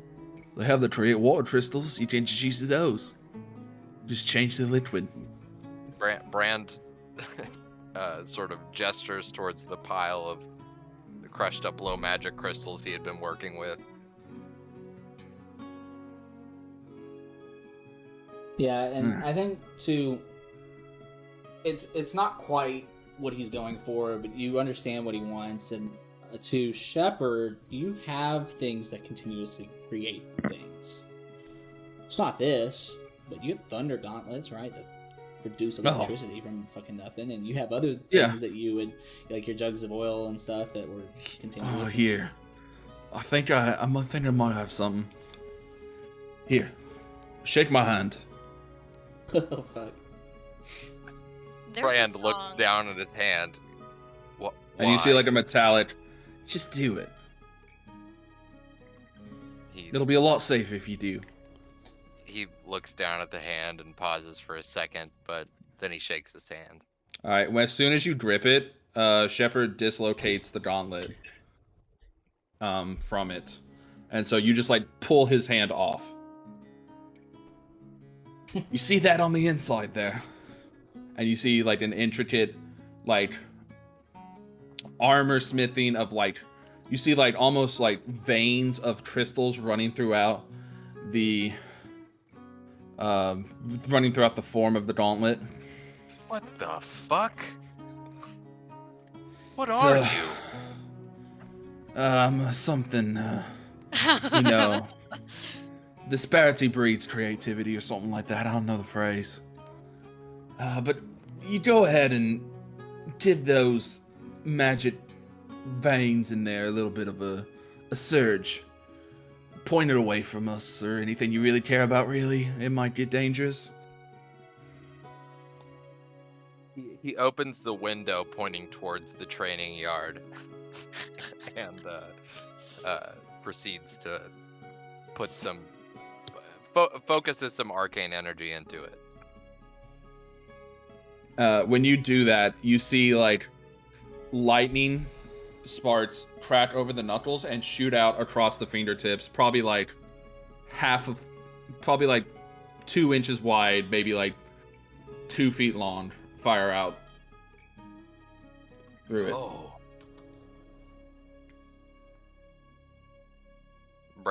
Brand sort of just stares at the object in his hands now for a moment. That's very impressive. Would you believe me if I said it came in a dream? Yes, I would. It was a gift. I received a vision. You know, I believe in many gods, but there's one that not many here do. It's a god that resides in what we do. I know your type. You're clever. You sit there all day trying to solve your problems however you can, thinking it's all on your shoulders. But there's a god there that aligns with us. A god in machinery, arcane, elemental, armory, you name it. He blessed me with the ability to build like this, and I think it might be my job to pass that on to you. Huh. Had you told me this 2 days ago, I probably hadn't listened to you, but let's just say I'm a bit open-minded right now. That's good. Here, let me show you how to start on the design like this, and then I assume start like showing him how he built the different things he has. Building montage commences. Yeah. So you go in there and you're like, okay, well, we don't need a big crystal for what you're doing. We can use this dust you had. And if you infuse it if you do it like this, then it's a continuous thing that you can continue to call upon. And with water, you're going to need to use this kind of channeling. And then Brand's like, but what if I do it? It's like, oh, that's clear. Y'all kind of like riff off each other for a little bit. Oh, that's nice. Yeah, it's mostly one way, but Brand does have good ideas. That's not a knife. This is a knife. Yeah. So like Shepard's like instructional, but Brand does have these ideas, and even to Shepard, it's like, oh, this guy's bright. Like that's very clever, the way to do that. And yeah, if you do that, then you can get more things to come, and y'all work on this until eventually. And I forgot to do these stuff earlier. Like, it clicks, and like Brand's over there, like, adjusting something on the inside, and then out of one of the spigots, water starts coming.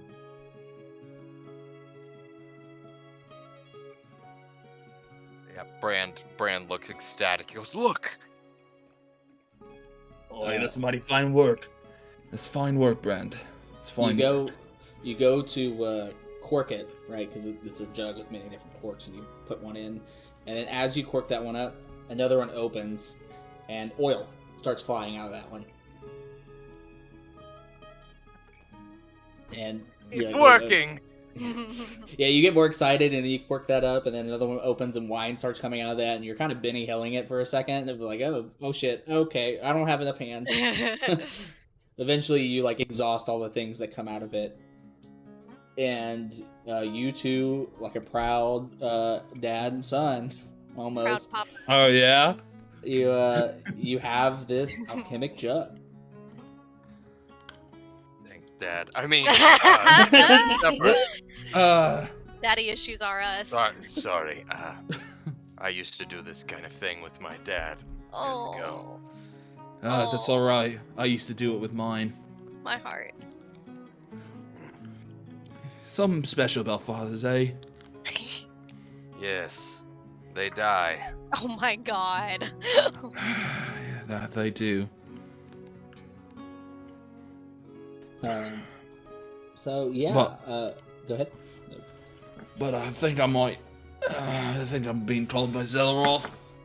Something about building some kind of utopia tower for his cat. The tower has to be 30 feet tall. I'm coming. Give me back. Can I have my hand back? So yeah, he leaves, and Brand, you're there, and you're like, I get it.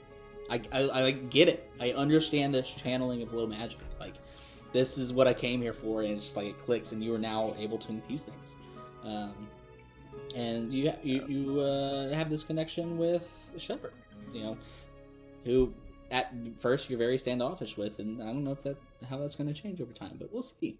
We're It's best friends. nighttime now, and you haven't eaten all day. In fact, you didn't eat most of yesterday. You're hungry.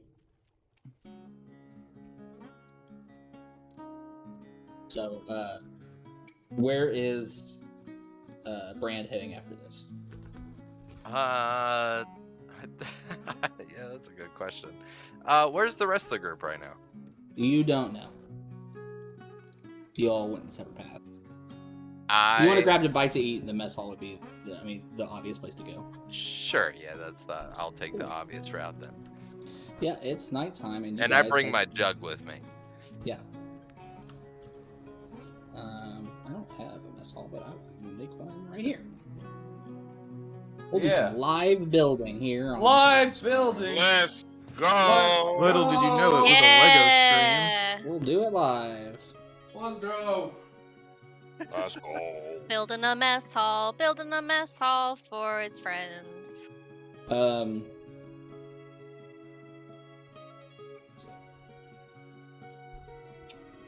I need you to take 5 copper off your sheet. Or 4 copper? Yeah, 4 copper, let's say. Huzzah. Huzzah.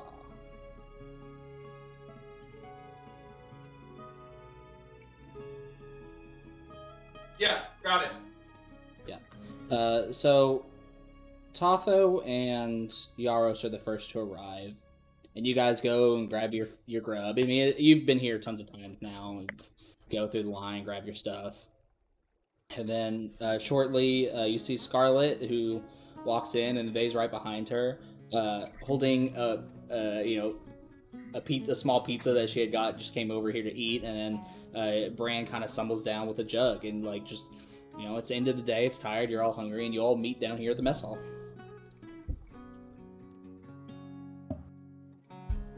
Hello. Hey. Have y'all Hey. productive days as well, or? Yes. Today's been productive. Where am I? Okay, here we go. Sorry. The mess hall. Yeah, if you click your No. profile, it'll teleport you to it. I was too high up. Branda doesn't say anything about his progress today, but he puts a cup in front of him. Oh my god. And he pops off one of the plugs on the jug, and he pours himself a glass of wine. Ooh. And then he plugs it back up, and he starts drinking it. Very cool. Are you So just you saying figured this it out? No, yeah, Scarlett says this. She Yeah, okay. says she notices. She's like, Bran, that you did it. Yeah, Like it's, that's the joke thing. yeah, it's something, I guess. This is what you've been working on though for days now though, huh? Yeah, it's just a product of hard work. Yeah, it seems worth celebrating. Is that wine? Yes, it's time to get drunk. It's a celebration. She puts a cup towards you, Imagine he's got a little straw compartment on his mask. Oh my gosh. That he drinks like a Like a fucking silly straw? mosquito, like a mosquito. Like a Goes mosquito, through his mask. absolutely. Yeah. Time to get drunk. Let me drink wine through a straw. You really did hit rock Straw. bottom, bro. Holy Oh my shit. Brand down god. bad. It's like he's from Florida. Man, with the goddamn straw, just like we're here. It's one of the ones that has like the year in it too, so it says like 2022. At least it's not. 763 because it's like a couple years old. Yeah. At least it's coming out of the jug, so he didn't have to bring the box with him. Damn. Oh damn. Slap the jug. Yes, sirs.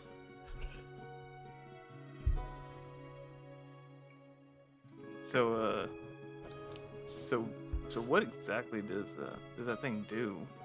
Does it just make wine, or? Does plenty of things. He takes your slice of bread and he pops open the mayonnaise thing. He pours mayonnaise on it. He's like, I want you to have the taste. This baby can fit so much No. mayonnaise in it. And then he pours some honey over your crackers. I thought you were about to say over the mayonnaise, and I was gonna be like, oh no. This baby holds so much mayo, exactly 2 gallons. Hold on, I have a video for this. Yes, excellent. That's what we need. And then he just know, keeps A pouring. mayonnaise It just keeps video. pouring out of every single of the 10 compartments that it Keeping has. eye contact. Yep. Finally, he like pours a cup of poison and he goes, "But this will kill you."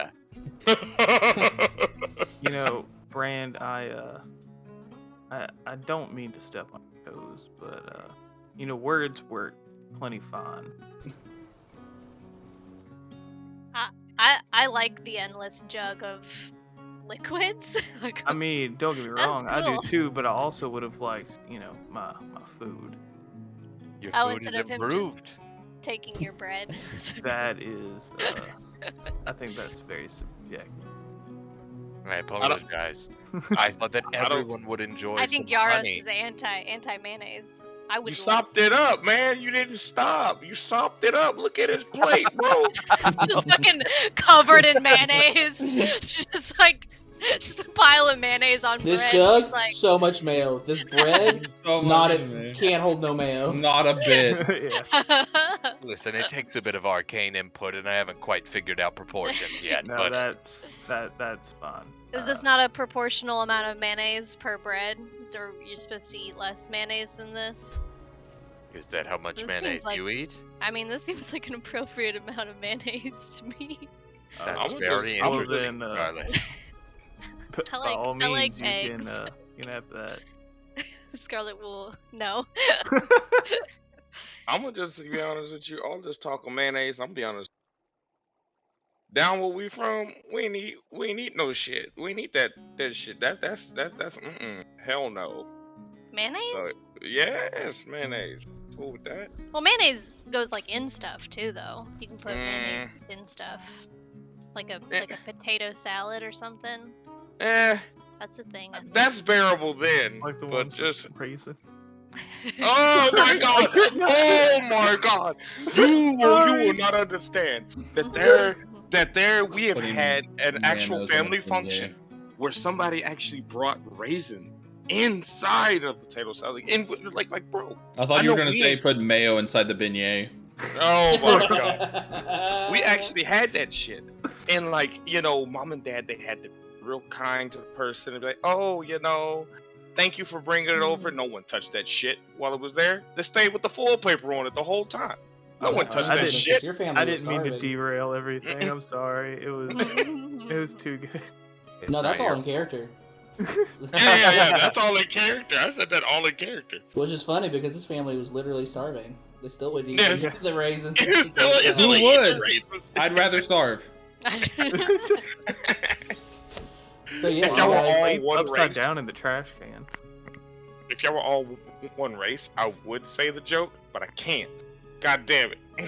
Yeah, I did not. so, yeah, Ugh. you guys. Does anybody else talk about what they did that day? Oh, pay no attention Um, to my face being swollen. I'll be getting ice packs for the next Hey, your couple days. face, your face looks fucked, Tato. Yeah. You know. Damn. Hey, guess- I'm treating this as a woman repellent for the next couple days. Maybe I can actually get some peace when I walk around. No, Tatho, with those muscles, I don't think they'll stay away. But I'm a butterface though right now. No one wants just the bottom half. No one wants that. Hey, That's people not got cool. bads. Oh god. God damn. It gets dark at night. It gets dark at night. Christ. Oh shit. That's What beautiful. the hell? Hey, It's dark at hey, night. hey, y'all talking? Hey, remember this shit is just temporary, man. I'm gonna heal up. Jeez, don't talk Well, about it like. you know, I there mean, I you were have talking about- I have seen sometimes if you break a nose too many times, it's kind of stays that way. That's true. That's true. Holy shit. But that could be dignified, a wonky nose, a distinct feature. So you guys talk into the night about Talk certain about noses. things. Some of you hold things close to the chest still, and others kind of boast about what you did and what you're excited about. And it gets, it was already nighttime when you got here, and you were all physically exhausted, not to mention mentally exhausted. And you head back to the quarters and go to sleep for the night. Unless there's anything else you all would like to do late. No, I mean, I show up later, right? Because I went to go eat. You showed up to this thing with food. Oh, I didn't know that. They all came to eat, and you bought a pizza and then showed up to eat it at the mess hall. I did not know that. My apologies. No, sorry. No, you didn't. It's my fault. So, yeah, and KK comes back, and she's mostly quiet. Not everybody kind of spoke about their days, so it's not that unusual. And you guys head back to the quarters. It's 10, 11 o'clock. It's late. Does anybody do anything this night? Scarlet will do all the things to get ready for bed, and then she'll probably stay up and read some of the romance novel that she got at the library previously. Yeah. Or maybe some Red Bear. No, she'd read the novel, I think. Yeah. And that Yeah. novel. You do your training with Maisie. You are very dutiful to do that. Oh yes. Yes, We're taking that for granted. And Bran We are goes taking that and for takes care of his plant as he does. And you read more into the novel, and the last part left off at a cliffhanger where she heard some howling. And then she saw a creature out in the way, and the next chapter, it's like, that was crazy, and then she makes it to the destination, and She said that was weird. yeah. Makes it to the destination, but it turns out her quest was all a coup, and she starts to get someone's trying to take her out because she was important where she was from, and they start to attack her when the beast shows up, and it's a wolf. It attacks all of the creatures, and you end on a cliffhanger where it's like it looks back at you after protecting you. Oh. Anybody else doing anything tonight? I'm gonna leave this here. I'm gonna do a little diddling with my star map.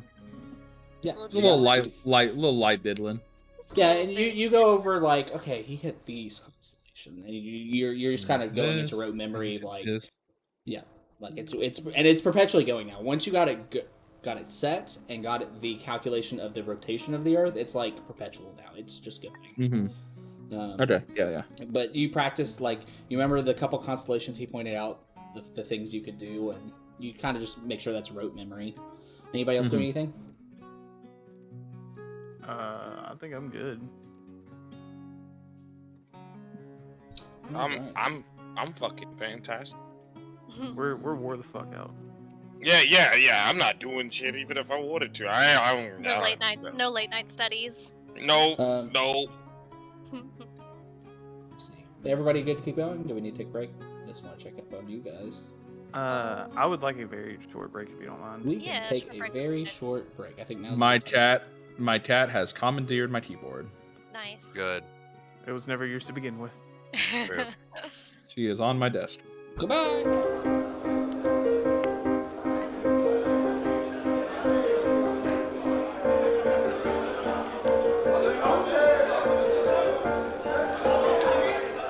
Hello, and we are back. It is Thursday, April 1st, in the year of Paylor, 765. Y'all try to get your sleep schedules back on board because they've been off for a little bit. But you awaken in your quarters, and y'all get to decide what you want to do today.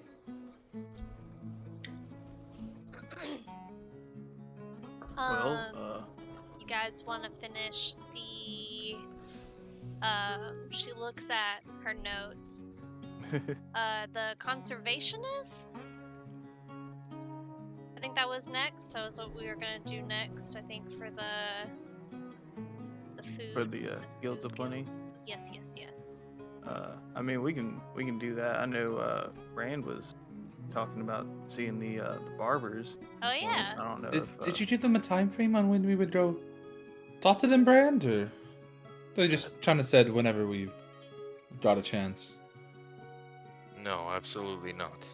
I don't think many doctors really work on a very good schedule unless they have an assistant. Which very few do. Anyway. Yeah, let's go surprise them. That's more fun anyway. Okay. Sure. Unless Why you'd not? like to choose... we don't have to. No, that sounds fun. We can No, go that's drop fine. in on the we can go drop in on the doctors? Barbers, yeah. The barbers. Barbers, yes. Barbers. They are technically also doctors, but The doctor barbers. Yeah. So, Bran, you're bringing everybody along? Yeah. Going as a team. Yeah, look at Bran being a team player. That was Dream team. that was a character Brand's growth like, no, moment. all of you stay here. I go talk. Well, just I even go him saying, talk. like... Even him saying, like, unless you guys don't want to, like, that's... You know, Yeah, it's a bit nah. We were that like, was- whoa. That was a little bit of Colton, but Doesn't matter. We're taking it. yeah. We're looking at it as character growth, not a mistake. Well, you just had a good interaction with Shepard, right? Like, that was... That's true. And KK is along for the ride. You guys head to the Midtown. It's a nice, peaceful morning. The city isn't quite bustling. As loud as it normally does, and you make your way down to the Neighborhood Barbershop. Big red, white pole spinning out front. So yeah. Yeah. Is this like this is the same place we went to before? I went to before, Correct. or did he tell me to meet him somewhere else? Oh, okay, No, No, it he was said basically just come by after the festival. They were just that's busy. right. That's right. I remember that now. I have notes somewhere on what his name is. Xavier Bennett was the guy you talked to. Xavier Bennett. Okay. I walk in.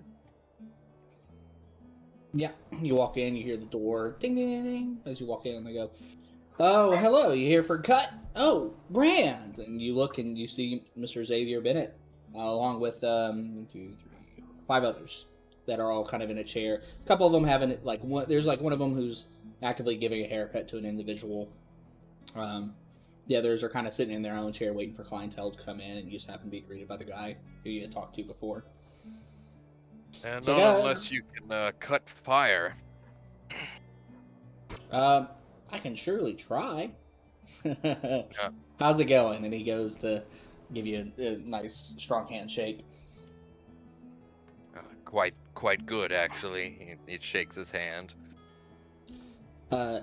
Everybody, barbers, this is Brand. And you look over, and there are 5 individuals other than this guy. Xavier Bennett's like a 40-ish-year-old pale-skinned human. There is all of these ages, the way I've done my ages is if they were humans, in the span of their life. Just to make my life easy. So it's like a 30-ish male dwarf. There's a younger male gnome, a older tabaxi woman, and a older red dragonborn. Oh, there's also an older triton. A lot of these guys are older in age, minus 1 or 2. And they all look over and they go, "Oh, Bran, we've heard a lot about you." That makes sense. That makes sense. Yeah, that makes sense. one of the gnomes walks up and they go, "Yeah, you did a lot of things over there in the Shadowed Canyons, right? With the whole plague that was going on." Yeah. A lot of mostly hospice service, but yes. Well, we can't save them all, but that's what we're here for, make them better. And he goes to shake your hand. He goes, "My name's Siegfried Heathertoes." Heather Toes? Yes, and then he like leans up close to whisper in your ear, and he goes, "But you can call me the Wastemancer." I'm not going to call you that. Oh, but that's such a cool name, though. He definitely whispered it only so Brand could hear it. Damn. Yaris is gonna kind of lean over to Tatho and whisper, "It's like, is Brand famous?" I It think certainly seems like it. And Xavier goes, "Come on now, see, Mr. Wastemancer here has nicknames for us all, and we kind of put up with it." And you see, like, the Dragonborn, like, she just like rolls her eyes real hard, and the middle-aged dwarf just like ignores it, and the Tabaxi woman just keeps doing her haircut, just doesn't even look from all of that. I must admit, I'm quite curious what each of your specialties are. and what their names are. I don't know if we've all introduced ourselves. Because are we here or are we not here? Yeah. No, everybody's here. Because then I was like, wait a minute, are we not in the same room? Yes, he whispered the name. I'm sorry. Excuse me. He whispered the name the first time, and then they said it out loud the second. Okay. Brian goes, "Oh, yes, these are my group." We're comrades. We're certainly a group, and might I say, We're a squad. this profession y'all have gives me probably a little bit more anxiety than the other thing that everybody else knows, because I'm seeing the razor blades and a lot of hair on my head. I think I think he is. I think he's specifically talking about women. he said I was staring. I don't think that's. Now there's ladies with knives. He's intimidated. No, it's not that. It's we'll talk about it later. We'll talk about it later. The Tabaxi woman who's doing the haircut looks up, gives Tatho like a smile and a little laugh. Snips the scissors a couple times, and then goes back to her haircut. Hey, Brand leans into Tatho. He goes, "This could be good for us." How? Listen, we're also here to investigate them, right? Huh? Are you telling me to be a team player? You want me to go in? I'm not telling you to do anything, Tatho. But what if she starts cutting my hair, bro? Just gently suggesting it. What if she wants to cut off one of my locks of my hair and shit, and as a keepsake and shit, ruining my fucking uniformity, bro? What if she does that? What if you understand how incredibly paranoid that sounded? Woman. Yes. This is very a much professional environment. So Xavier's standing there for an awkward amount of time while y'all kind of hash something out in secret, and he goes, sorry. So yeah, Brand, is this? I just meant to introduce them, and then we went into a side chat. Yeah. Yes, we're with the investigator. Is this part of your military squad?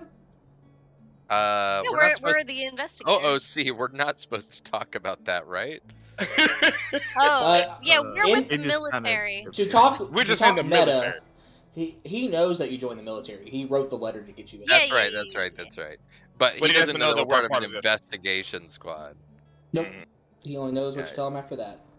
Yeah. Yes, we're part of a squad together, yes. Yeah. Alright, that's cool. And then you see that gnome who was really excitable before and goes, "Alright. So you said specialties and names. You can call me the Wastemancer.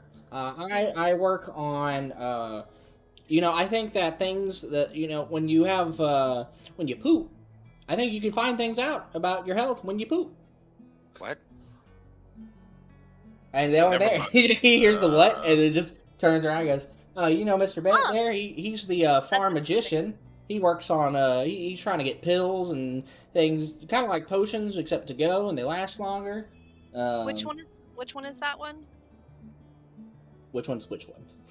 The We're playing the pill guy? pronoun game. Yes. Farm magician. That was Xavier Bennett. He is the 40-ish-year-old pale human.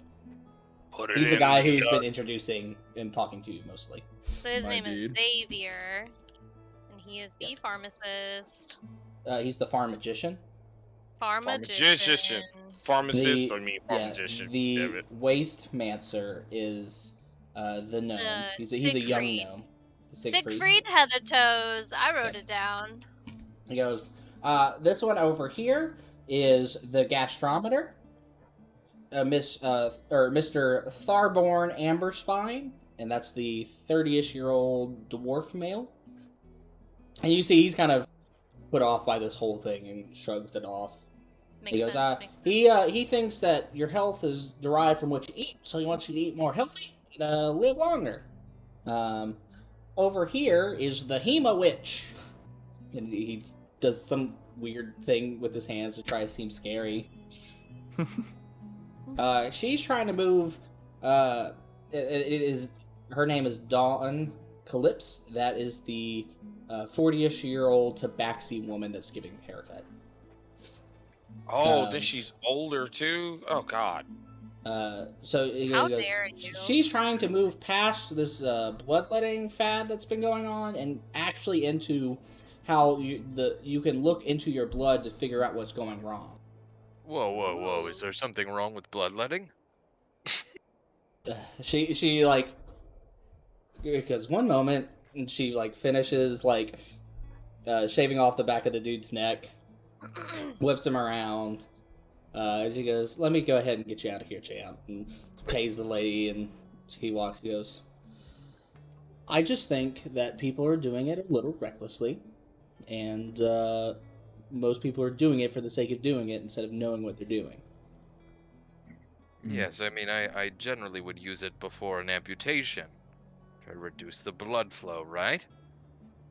Well, I think that's more her expertise.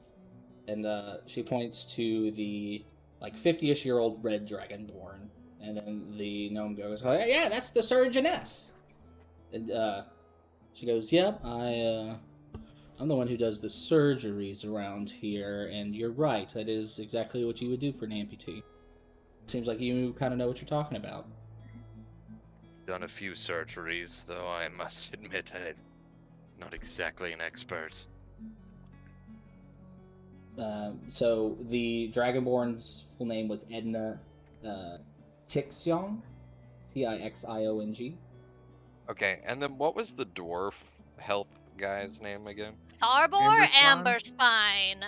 Yeah, y'all have collective notes. Yeah, Oh, we yeah, got that's our right. Operation Rougarou notes. Yep, that's why I was like, somebody please copy it down. Yeah, so don't worry, I got you. And then the gnome goes, and the last but not least is the Dermizard. Oh Dum. no. He does Dermizard? ointments. Yeah. Ointments. His name is Wade Cyrus, and he's like a 40-year-old Triton. Male. Yeah, he thinks that, like some of the druids do, you can get certain plants and topical things to treat illnesses. Gotta moisturize. Moisturizing is important. Anyway, Impressed that's us. that you It's all the have- barbers. Impressed that you all That's have really such cool. specialties. I'm not quite a specialist in those terms. I more have a basic knowledge of what all of you do, I guess.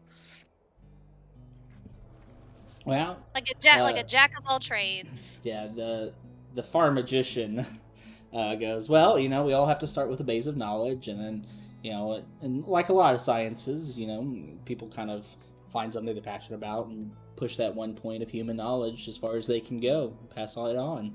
That's what we're hoping to do. Yes, I have one thing that I am working on.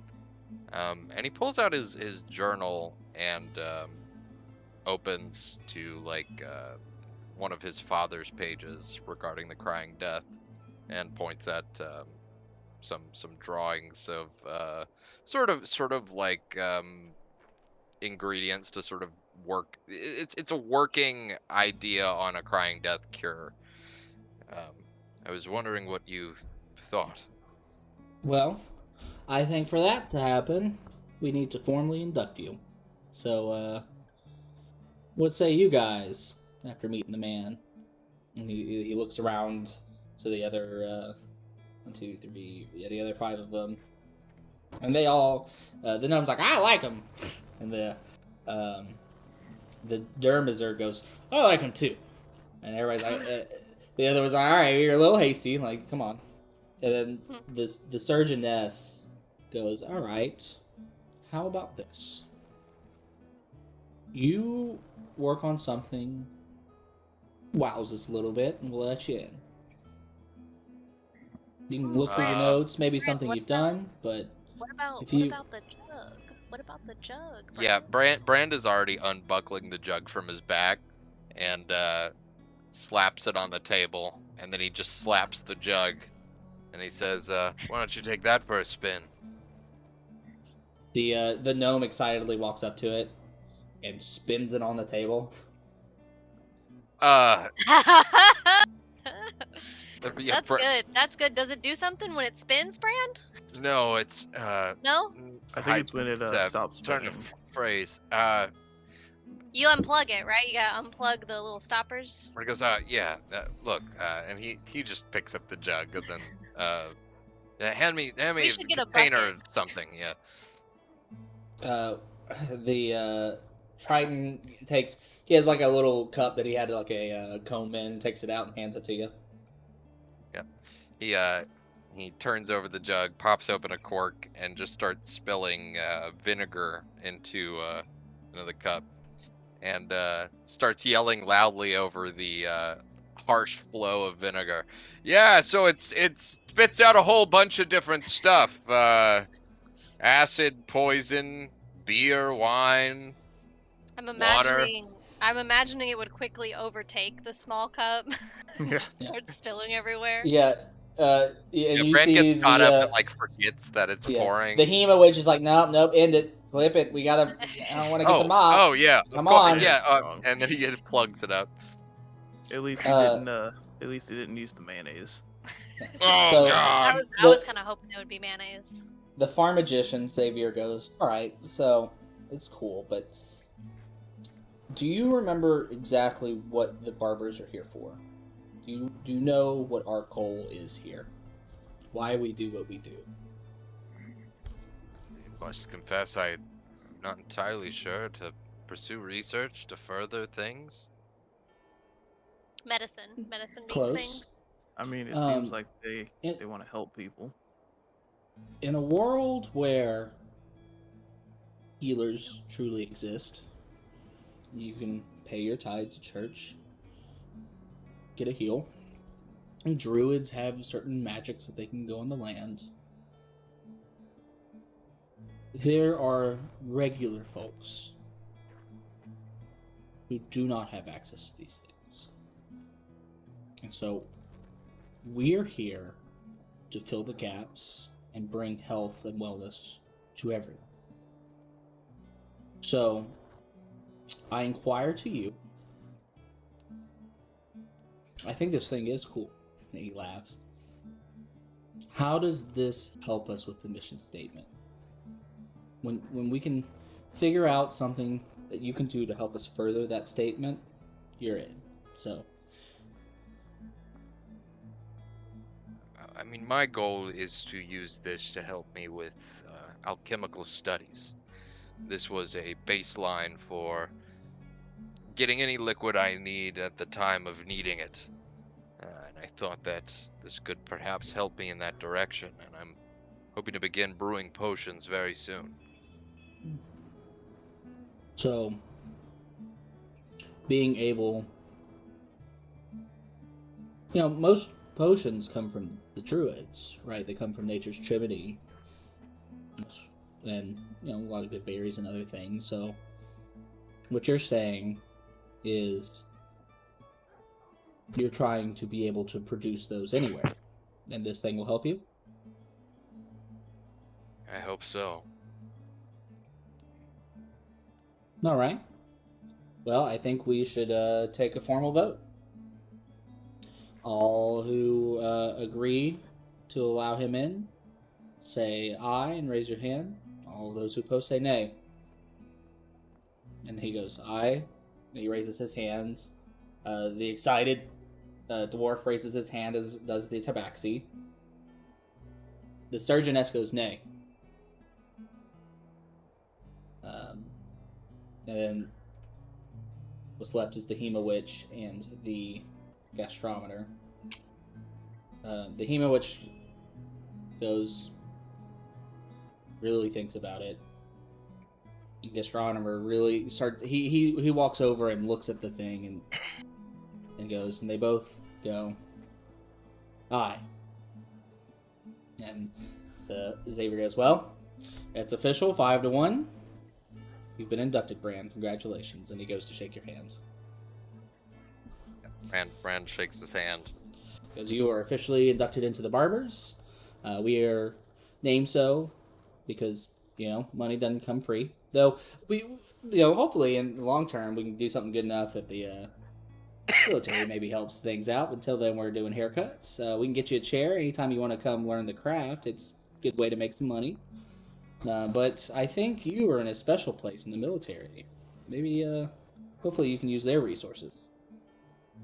Yes, I'll help as much as I can. He goes, well, I think next step here is to kind of catch you up on what we're doing. How about you come visit each of us?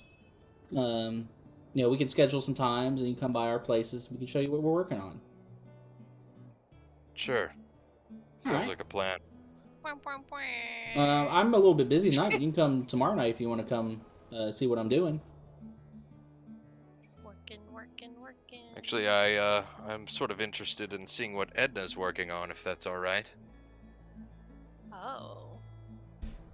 She goes, I think you coming over is going to waste my time. How about you work on what you're working with? Damn. And he shrugs. He's fine. yeah, and you see Xavier looks left, right, like even this wanna tension was hang not out expecting. that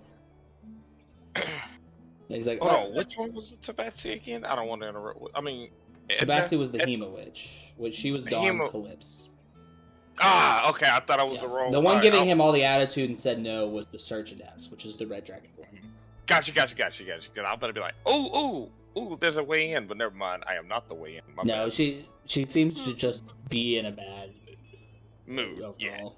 And so you see that Xavier looks left, right, like wasn't expecting this. He goes, yeah, okay, well, you do me, and then we can do some of the others, and we can let her free up. And you want to come by tomorrow evening? That sounds good.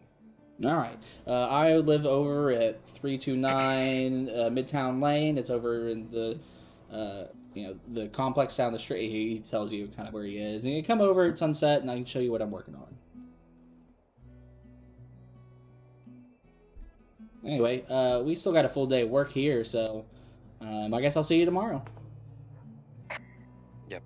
Pleasure to meet all of you. Yeah. Yeah. Most of them all wave.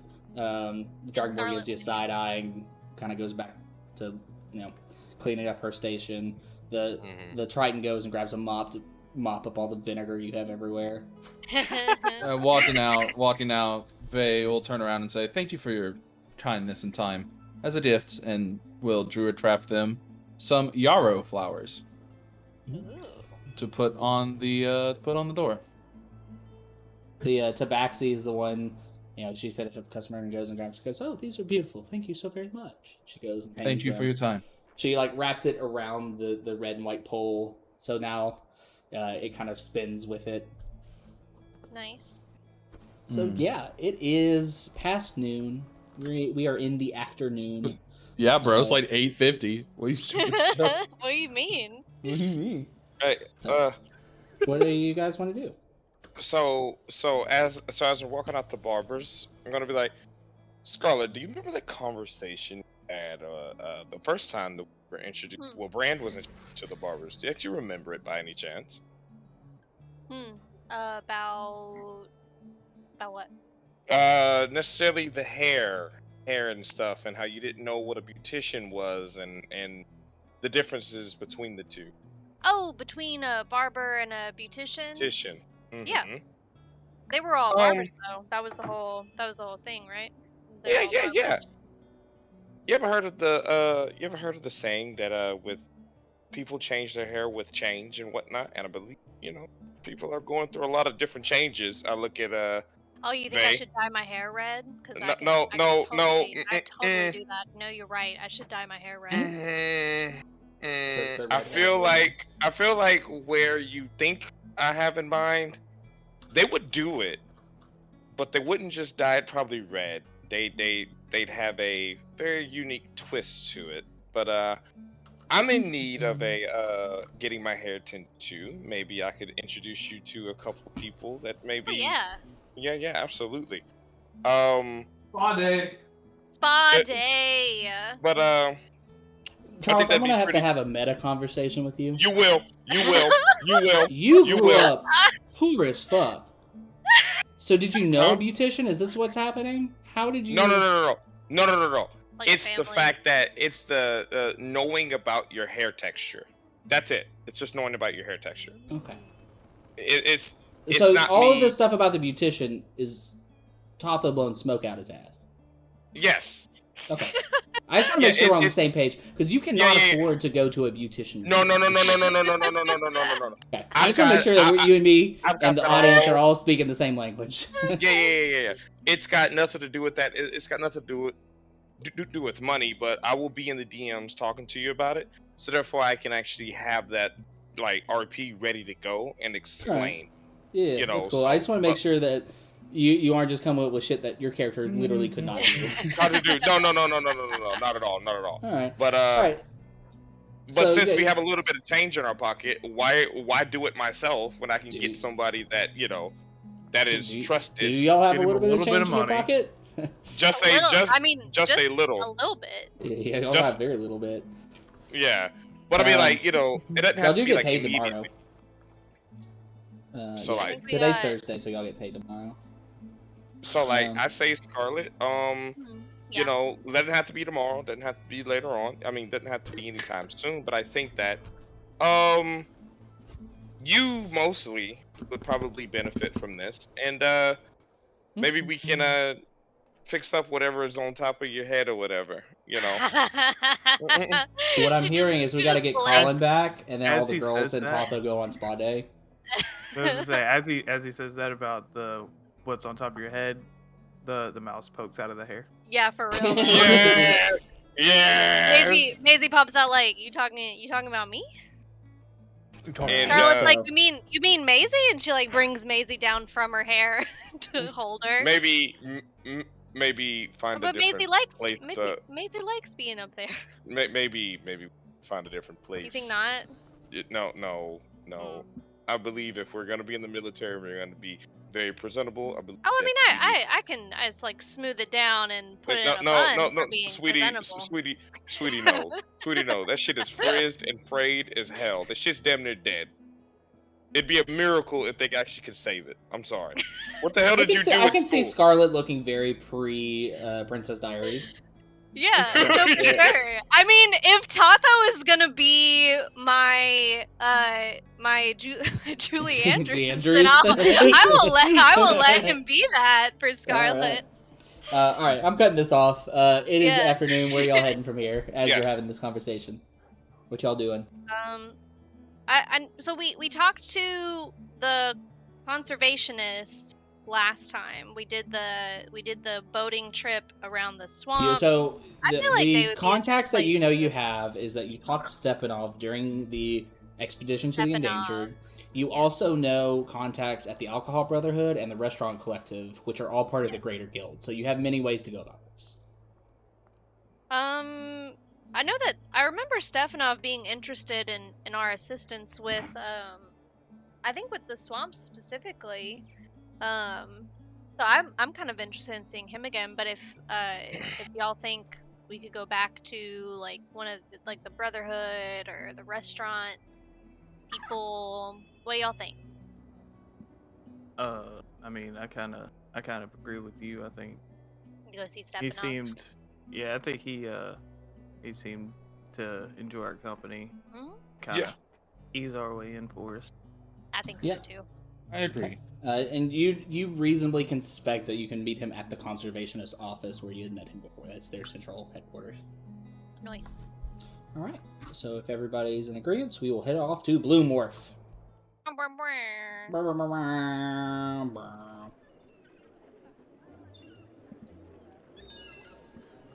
Doing conservation in our spare time. We're just gonna help regrade the riverbeds is what we'll help do. That's all he needs help with. You go I'm just waiting for dredge the Scarlet to make lakes. her. I'm Hmm? just waiting for Scarlet to get inspired and make her own comic that's just Captain Planet.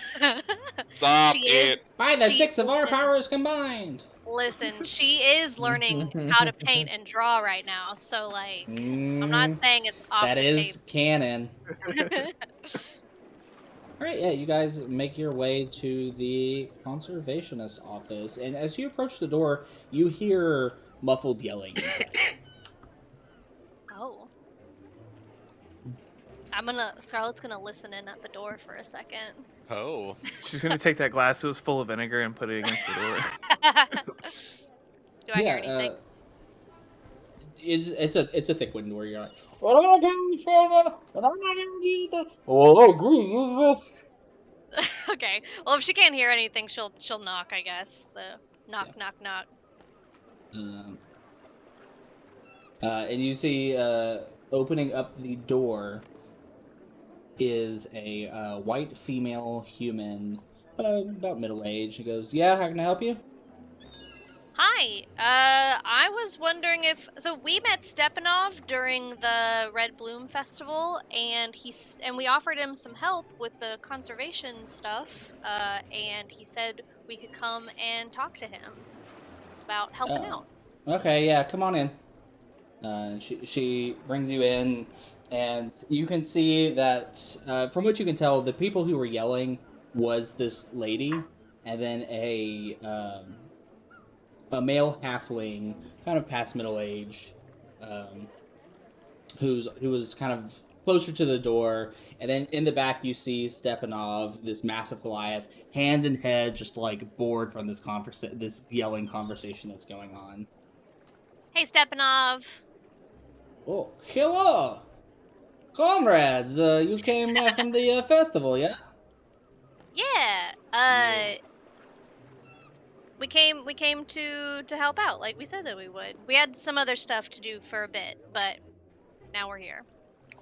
As you say that, the halfling's like, well, they look strong. You think they can do it? And the lady's like, no, we're not gonna. No, not these new people. No, no. Scarlett's like, we're pretty strong, and she flexes with her no muscles. What did it ask? What? Can't do what? Yeah, what's going on? Well, and they look at each other and make sure, and they go, wait, how do we know? Who are you guys? What are you all about? Oh, When we say our we're with business, the what's your military. business? We're with the military. Really? Yeah, we're one of the squads with the military. Do you show your badge? And she'll show her badge. Oh, okay. So y'all are okay. Well, good. And the halfling male goes, better be good. Look, I cannot stand out there while they're doing what they're doing. And the lady's like, I know, and they kind of rile themselves back up again. And she's like, everything all right? I'm not... them two are just yelling at each other, but it's this weird yelling where they're like in agreement with each other, but they're just yelling through each other. Yeah. So Yeah, it's they're us. like- So They're it's like not us? really Like, listening. She goes, I'm not gonna sit out here while they're out there poaching all the howlers. And the guy goes, not only that, they're flooding the market with hooch. People are buying that bathtub mix and getting sick instead of buying the real stuff. I sent Nathan out there last night, and he still hasn't come back. And the woman goes, well, if the police won't do anything, maybe the military will. And she points to you guys. That's us. So we can certainly try to help if Bond- we can. So find your guy, stop the people poaching, and what Stepping else? off goes, all right, let me take it from here. So, right, I'm sure you're aware people are afraid of going in swamps. Yes. So, there are individuals who have found it in their own benefit to hide out there, since they know nobody will go searching. The police are not doing their job, and they are poaching the howlers for their horns and selling them. And apparently, according to the distributor here, they're also making their own alcohol, selling it secondhand, and getting people sick. Oh no. Is That's no that good. are those the same people, or is this two separate? Hard to know. We assume it's a group of troublemakers just taking advantage of a situation. Gotcha. But yeah, I mean, if you can go get them, cuff them up, throw them into prison, you'd be doing a lot of good for the animals here. And the guy from the distributor goes, and our wallets. They ain't paying taxes. Yeah, I mean, if we might have to maybe stop by the police's office too to make sure we can do that. But Yeah, question. Is there a thing called the police in this world, or is it just the police. military? I mean, there's obviously Okay. a police. This place is not under martial law. Yeah. Yeah, okay, gotcha. We'll Yeah. just have to make sure that they're cool with us doing that, I Well, suppose. I mean, it's I it's outside the guess. city, right? I don't know how this works. The lady goes, I don't know the jurisdiction. I just I don't know that these people are not doing good. They're Yeah, killing no, my for sure howlers, not. and they're taking my sales. And they start If yelling they're- at through each other again. If they're doing something bad, then we should just naturally do it. I don't see why they would be opposed to us doing something like that. I feel as though if Well, I we don't don't- do this, we're not well, gonna get the stuff. You know, I we're guess not my gonna question- get a full conversation with them. My question is, can we arrest people though? Because I don't know if we've had that conversation with anybody. If we can arrest Probably people. shouldn't be asking civilians that question. I'm not asking the civilians. We're in a group. Look, group huddle. Well, I Group mean, huddle. Yeah. We're group huddling. I understand we're not the police, but I mean, these people are doing illegal we should be things able to because they just shouldn't turn be 'em in? poaching. We're I'm kind of the trying to police, check right? myself. I believe I said something about it in the docket. Okay, I don't remember. I did not I just don't see wanna- anything And about I'm that saying mission. that Scarlett in character doesn't remember either, because I'm 100% positive she wasn't paying attention. I know that we have badges, but does a badge mean that we can arrest people? I mean, It seems like it could be a thing that we could do. So, it's the line in here says individuals are urged not to use lethal force unless required. If possible, they should arrest with non-deadly force and bring back to Okay. the suspects at the penitentiary Excellent. We do. for any They future did give us. questioning. They did give us handcuffs.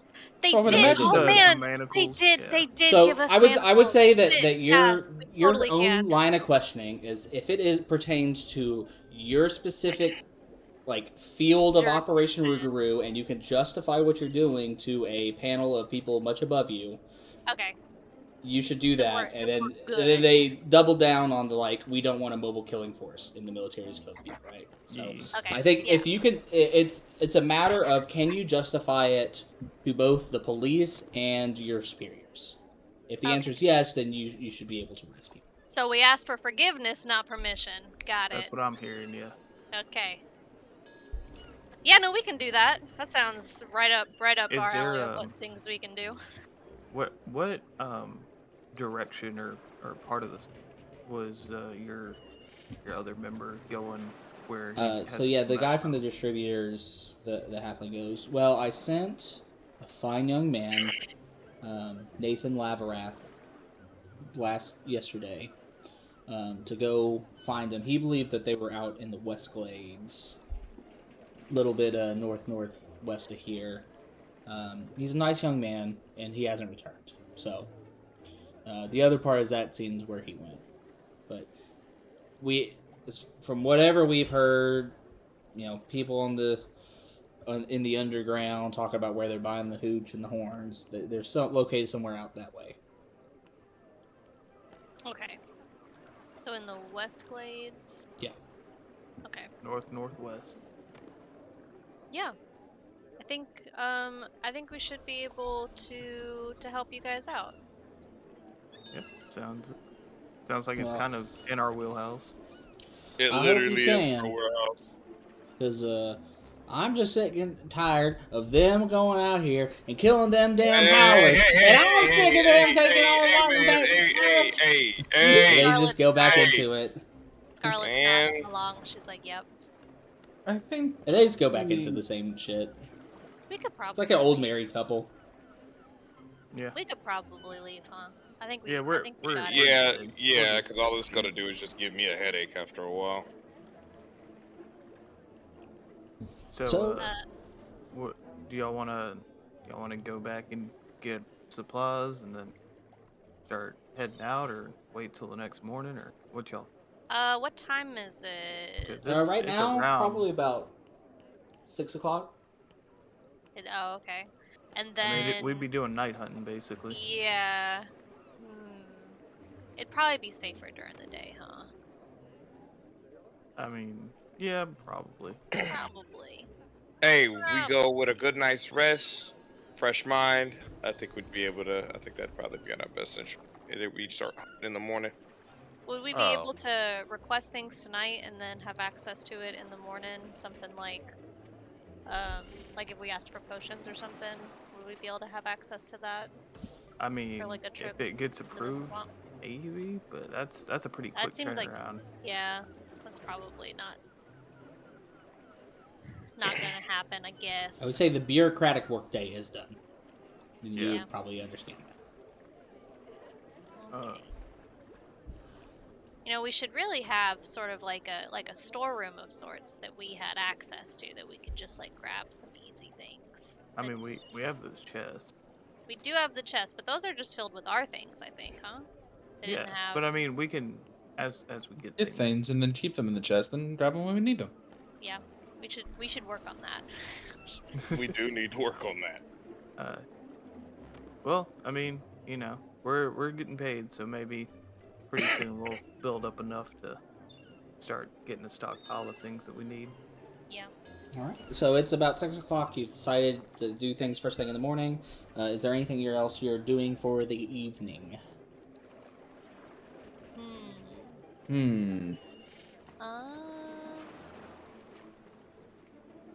For the evening. Ooh, so the halfling man who was here, he's with he's with the distributors, you said? Correct. Okay. And the other part of this is that someone is selling gross alcohol. Yeah. Maybe So- we could swing by. Maybe the Alcohol Brotherhood has some kind of beef too, and maybe also have some kind of lead about the nasty hooch. I mean, You think? it's worth a shot real quick. I mean, we ain't got anything else going on. Yeah. At least I asked. All right. So you guys head over. Is there a particular bar you're going to? Because everything should be just what's today? We're gonna go to the Russian Lake. I wanna see the big lady. Oh no!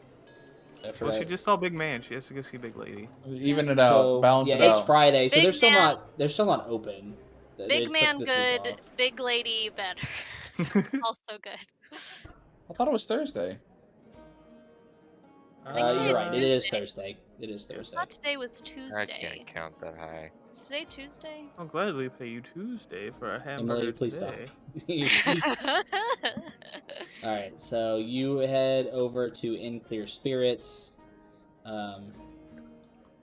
where you're hoping to find your nice bartender lady. Is it Natasha? I would have to look. I was hoping you would know. I don't know. I'm scrolling back. I used to know. Just search "mommy" in the player notes. You'll find it. Jesus Mommy? I Christ. don't know if they put the name in there. I think they only put No, mommy, we did. sorry. We did. Amelia is the big woman of our wet dreams. That's Oh what my it is. God. Amelia. Don't forget my note up there that says "Jesus Christ." Yeah, no, I see you. I see you. So you go and knock on that door. Do do my You don't get secret anything- knock so that You she don't knows get it's anything me. back. Damn it. It has a closed sign on the door, and you don't hear any rustling inside. Amelia. Yeah, and this is like eerily the quietest. You know, you were here during the Red Balloon Festival where things were fucking wild, and it's like a ghost town tonight, and it's just like very strange. This is very strange. This is the front door. Uh huh. Can I walk around the building to see if there is another door? I want to Sure. do some investigating. Yeah, you go and there's a back door. I'm gonna knock on the back door. Same thing. No rustling. You don't hear nothing. I'm gonna cry. I'm not cry out, but I'm gonna call out, Amelia. Are there any windows? No. There's no windows. Damn. Too easy to How break many in bars there. do you go to have big windows?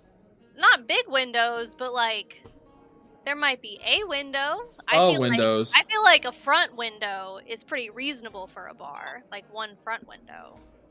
Nope. They gotta hide the shame. Four Brothers has a Yeah, the window. shame. It's also not a bar. And they almost went Buxton under. That's And also not a bar. Buxton has a window.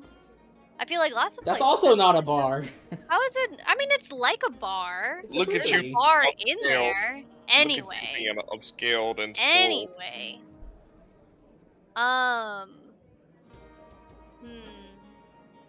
Is there anything weird around outside?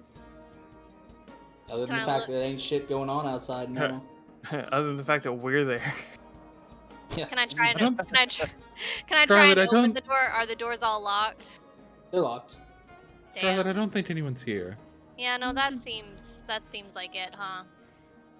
Oh well. You want to try someone else? We have who was the tabaxi lady that we also talked to? It's the rum. We just go up and down Bloom Street, knocking Rum on every Libre. bar. I mean, we could have. We could. There's Christina. Yeah, that's all I remember. I remember Christina and I remember Amelia. We could try to go to the rum place. Yeah, you Scarlett's go to rum. determined. You go to the rum place. Same story. You do the whole rigmarole. Ain't nothing going on. This is weird. I Are there mean, what- any bars open? Nope. There's no bars open. The What whole time street's is just it? like dead. Right now, it's probably like 7, 8 o'clock. Is there anyone? You said the whole street's dead. Is there anyone out and about in the streets aside from us? Maybe on the far side of Riverfront, but not on Bloom Street. Hmm. Because they just opened late, maybe, you think? Or... I mean, it seems Well, like I mean, it's I know everything late was enough. closing down for a little bit after festival, right? Oh, that's true. That's been about... Well, where was it that Been we almost met a with week. the? Where was it that we Hmm. met with the Alcohol Brotherhood? What building was that? It was the Dive Tonk Saloon. The Dive Tonk Saloon, and that one is also closed, like the rest. You haven't tried it yet. You only tried the 2. Oh, okay, well then let's go to the saloon. Yeah, you walk up to the saloon and you hear a rowdiness inside. It's very clearly closed, Mm-hmm. but you can hear people inside. Scarlet knocks. Oh, they're closed. It's Scarlet. It's the We're with- people that got you the one. It's the people that got you the good stuff. Oh shit! Come in. Just come on in. Okay. Oh, Okay.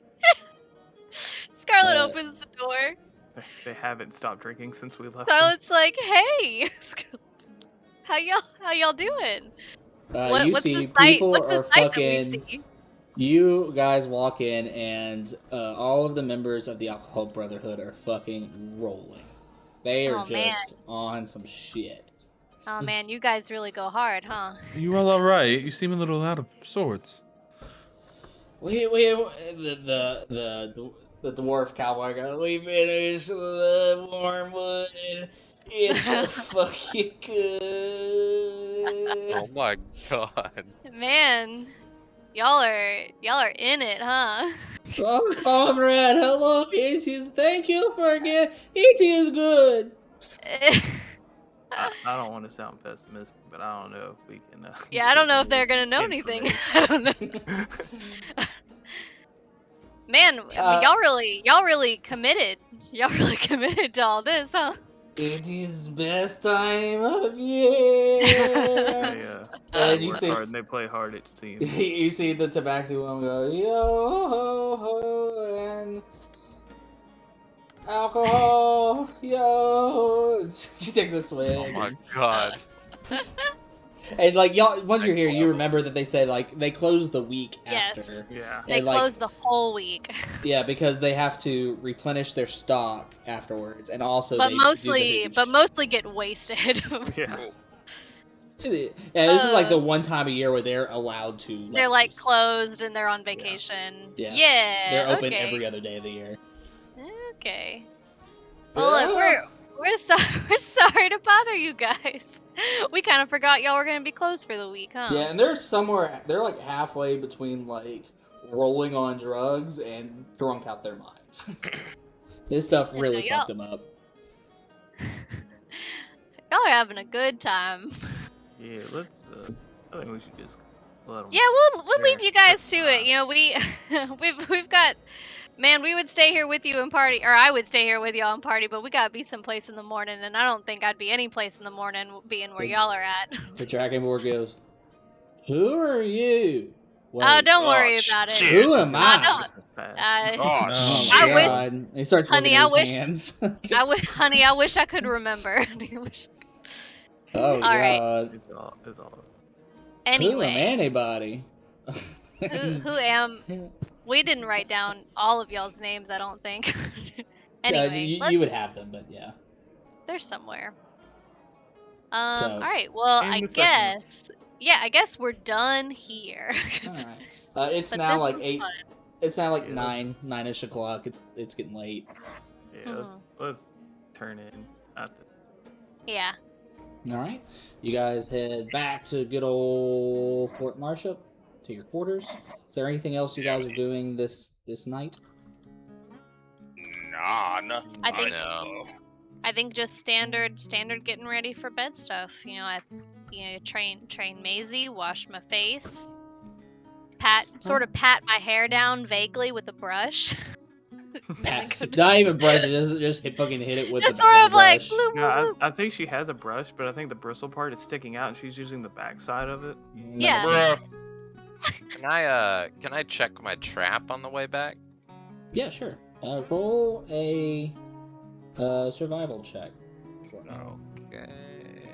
I'll Not very peel off good. with him to go check it, just to hang out. That's a critical 1. Damn. That's a 1. That's a 2 technically. You look at your trap, and it broke. Like, Damn. I you know, it's cast a very mending on it. it's a very simple like trap. You cast mending and it comes right back. Something Yep. just ran into it and at an angle that just snapped the little bit of support it has, and you set it Yeah. back up, and absolutely nothing got caught. Got it. All right. Well, that sucks. Yeah, Mhm. that's some bad luck there. So yeah, you guys head back. Everybody does their nightly routines, and you go to sleep. You wake up. Good morning in the hour. Getting ready. If y'all are following through with investigating the happenstance of the people poaching the howlers and making all that hooch, you know about where they are. Are you wearing casual clothes, or are you wearing your military uniform to do this? I mean, We should I would- probably. What? Okay, what were Military you uniform. thinking? Casual. What? I was I think we thinking wanna mostly intimidate these military. people. Yeah. I was maybe also not gonna. keep Go them in like fighting. we're the law. I was also gonna say that maybe we shouldn't, on the sense that maybe lull them into a sense of comfort, and then be like, ha, you know, be like pull a Dale Gribble, you know. Do and it. I mean, Pull a fast one on them. yeah, you know. I'm all for the pocket mud tactic. Pocket mud. Body Just, mid. Cha-cha-cha. Cha-cha-cha. We're gonna go Alright. steal a news van. It's the perfect crime. How will Yes. they report And a it? stealth mission it is. All right, So y'all then. going casual Well, clothes? I think we're gonna do casual. yeah. We're doing Uh, the next morning, right? It is yeah. now. Yeah, the it's next morning. Yeah. that It's morning. now. I guess I Okay, didn't yeah, say the thing. It is now, the day is Friday, April 2nd, in the year of Palor 765. You are also, because it's Friday, able to get paid. Nice. Oh God. Oh, we should. Oh Before- gosh, we gotta do paperwork, don't we? Or Oh else- God. Yeah, or for else- like 2 hours. They queue up Yeah. your checks. You can do them at any time except some days. After.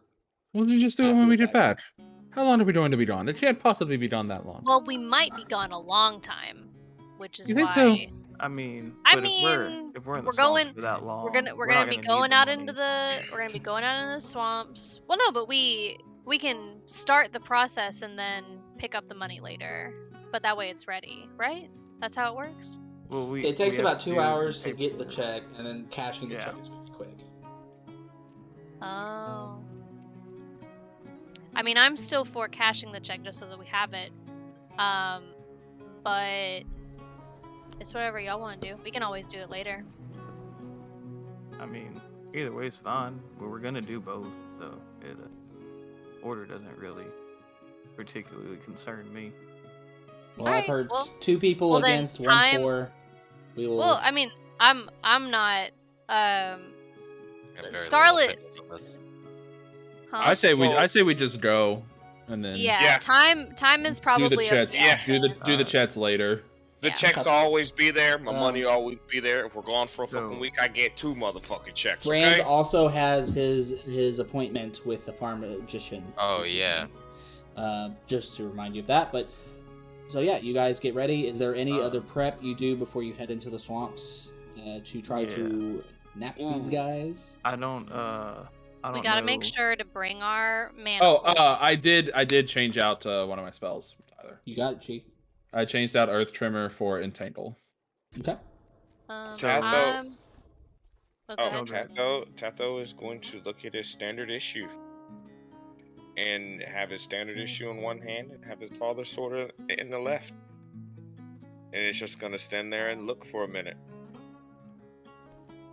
You You right, you trying to pick one?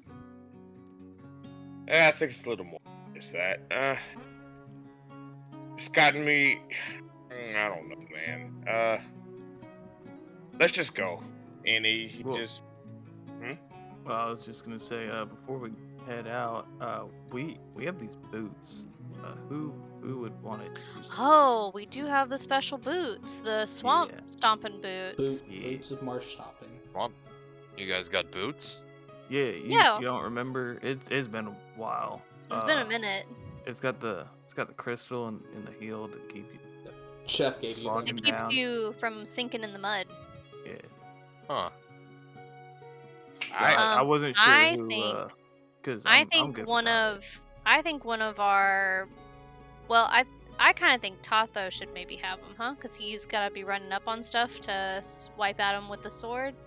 So I think Yeah, movement is yeah, gonna be that pretty seems important. logical. Just to remind Yeah. y'all, y'all do whatever you want, but KK is also here, so it. Yeah. just so she's Or- not forgotten. Or, Yeah. Or KK, but we could also maybe Tatho uses them this time, and then if KK needs them another time, we could I like, mean, Yeah, I don't yeah. think this is a permanent thing. I was just Yeah. asking who would want to use them because I'm good with not using them. yeah, I don't think that I'll need them. Okay, then. He's still like, kind of like looking at the sword, but he is like listening to y'all. It's just like doesn't really matter. I mean, if you want to go ahead and give him to me, I'll put him to good use. Yeah. Just whatever y'all feel like. All right, then. Lace up. All right, hell yeah! I get the boots. Where do I put the boots in on my character sheet? I think I had to Add make item. It's a magic item y'all should have access to. If I did it Tyler- correctly. Yeah. Quick question. Mhm. For me earning the use of my jug, am I allowed to do all my other infusions as well? Or Yes. okay. if you don't mind, I might change my infusions, but I'm gonna look at them real quick. Okay. But the I morning we'll of, say I you're might- doing infusions, and whatever you decide when we get there is fine. Yeah, okay. Tafo, you Tato put on the boots, Mhm. and you get a little lightheaded, and you Oh. realize it's gonna get some, like, oh, these are like magic boots. Like, oh, this is a thing, and it's gonna take you a little while to get used to using them. Gotcha. You, Oh, you and he feeling, does you feeling too. okay, Tato? Yep, he does put his father's sword on his back, and it's like, yeah, I'll be all right. It's gonna take a minute. Seems like. Brand, you watch Tatho put on these boots and get lightheaded, and you know exactly what's happening. Oh, yeah? He needs to attune to this. Oh, okay. You probably need to attune to that item. What does that actually mean? Well, and Brand sort of walks over and he goes, "Look, you need to feel the item, understand the item. Why You don't gotta pick it up?" be the And item. Brand, I'm gonna give you a little bit of extra information. Attunement in this world, very specifically, it's a low magic item, and it's getting its magic and power from you. You are giving up part of you to use the item. Ah, It's okay. not uncommon in this world, but low magic comes from, things around you, often the environment. Attunement objects come from literally you. Gotcha.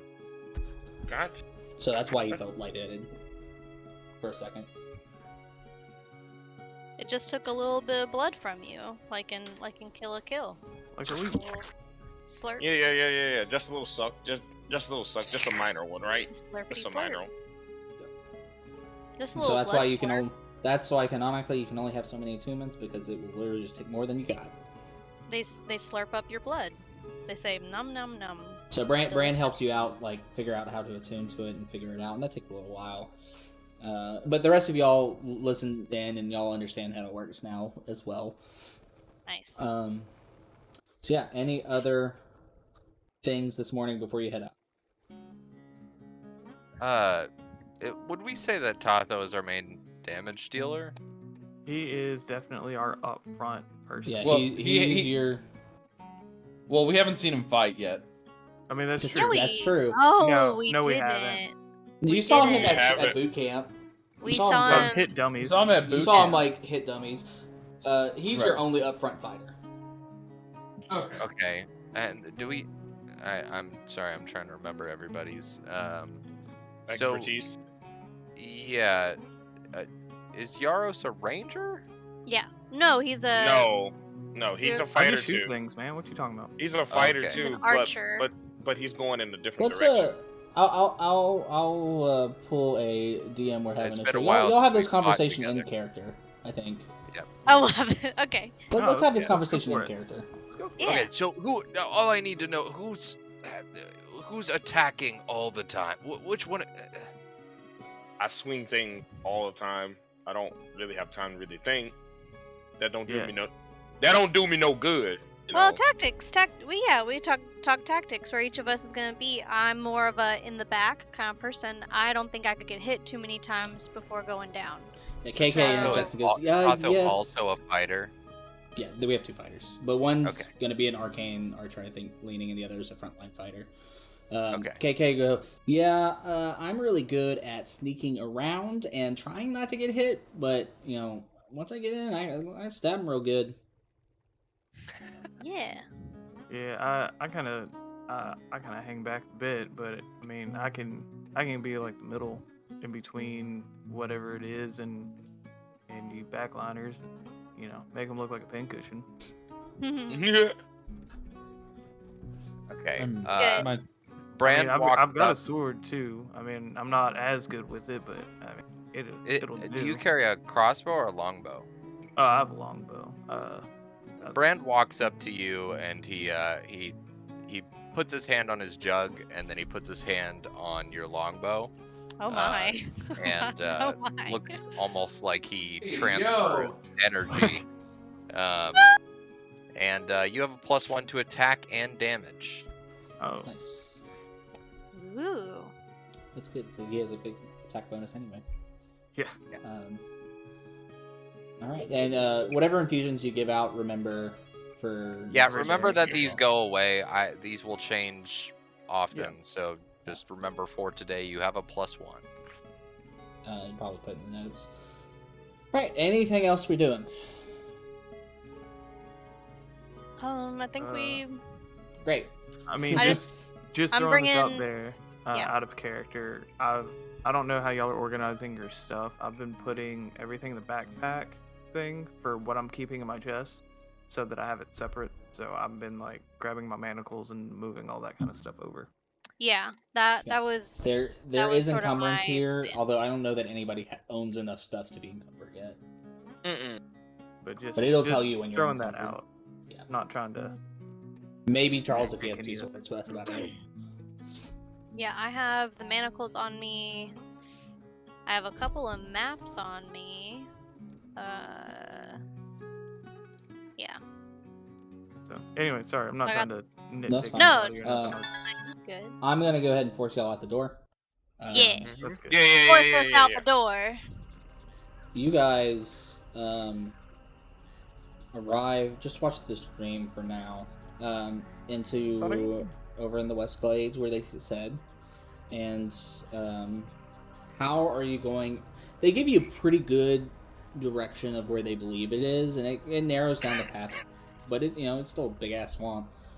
What are you guys doing to try to find these guys?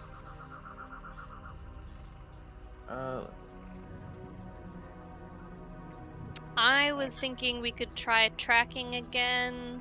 That was Yeah, I my. mean, that was my. Yeah.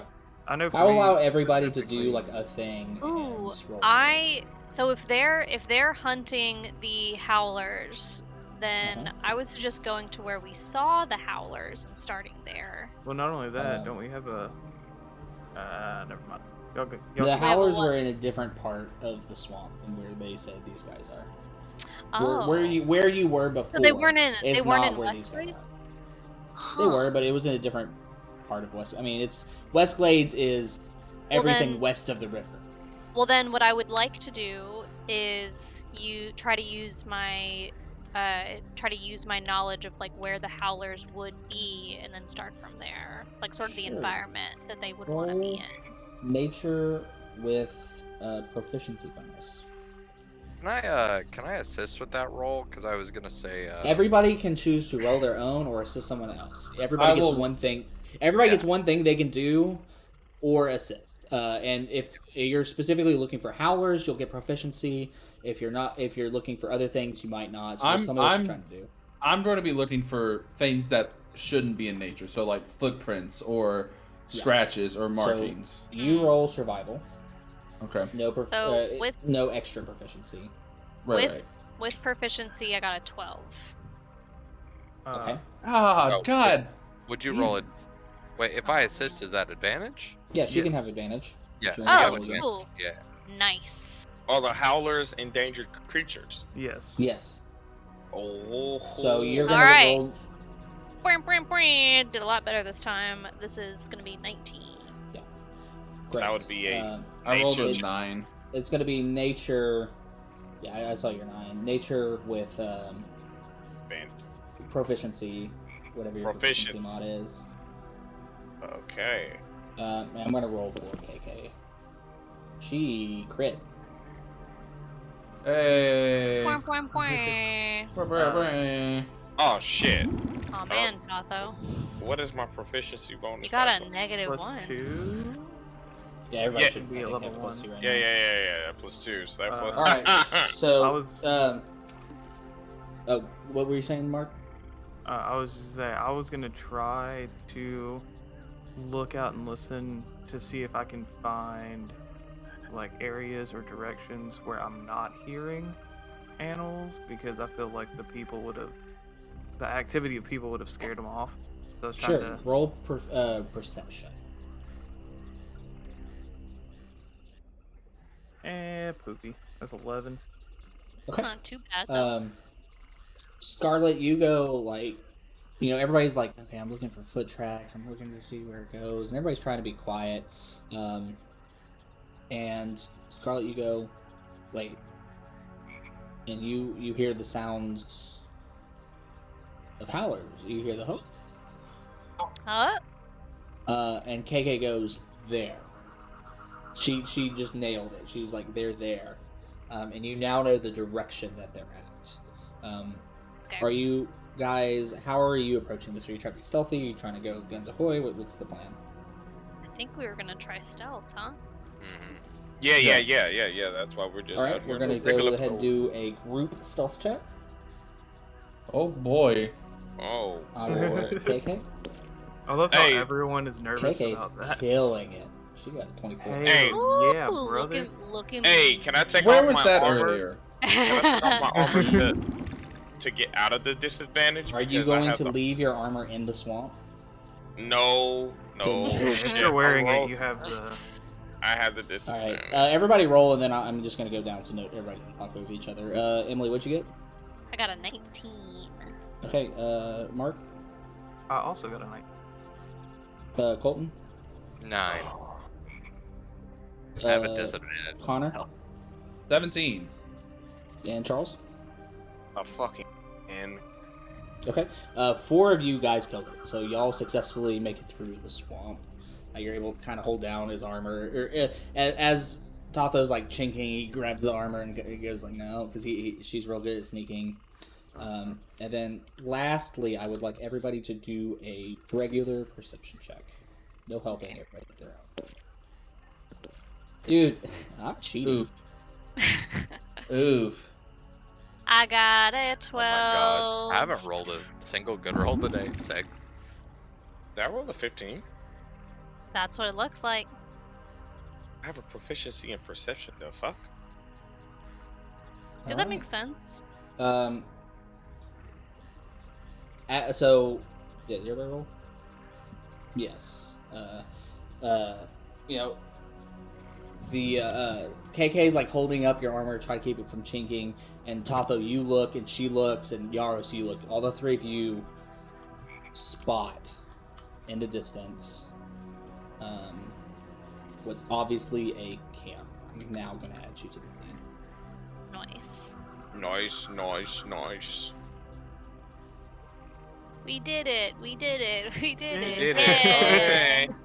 Oh, Despacito, it's in my we did it. nightmares. Should we still be watching the stream, or should we be in? Oh, it don't matter. If you want to be in, I'm both. Because it just shows me on the street. Yeah, I haven't. I'm summoning you. I was just placing your Okay. names. All right, cool. Okay, I okay, just I'm make sure. All right, how many mana do you have open? Yeah. Woo. So you see 2 guys in clearly a camp over in the distance. Okay.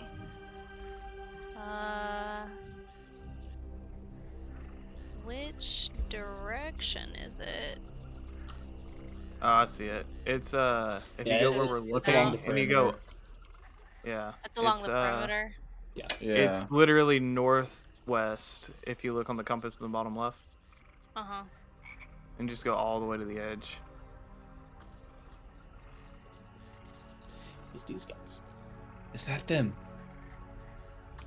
Believe so. Might be. Looks like it, but so I mean, I know we're being quiet and all that. How do y'all want to play this? I mean, we're gonna have to talk to them at some point, kind of, right? Are we gonna try to like, surround them? Or are we trying to get in close and ambush? What are we doing?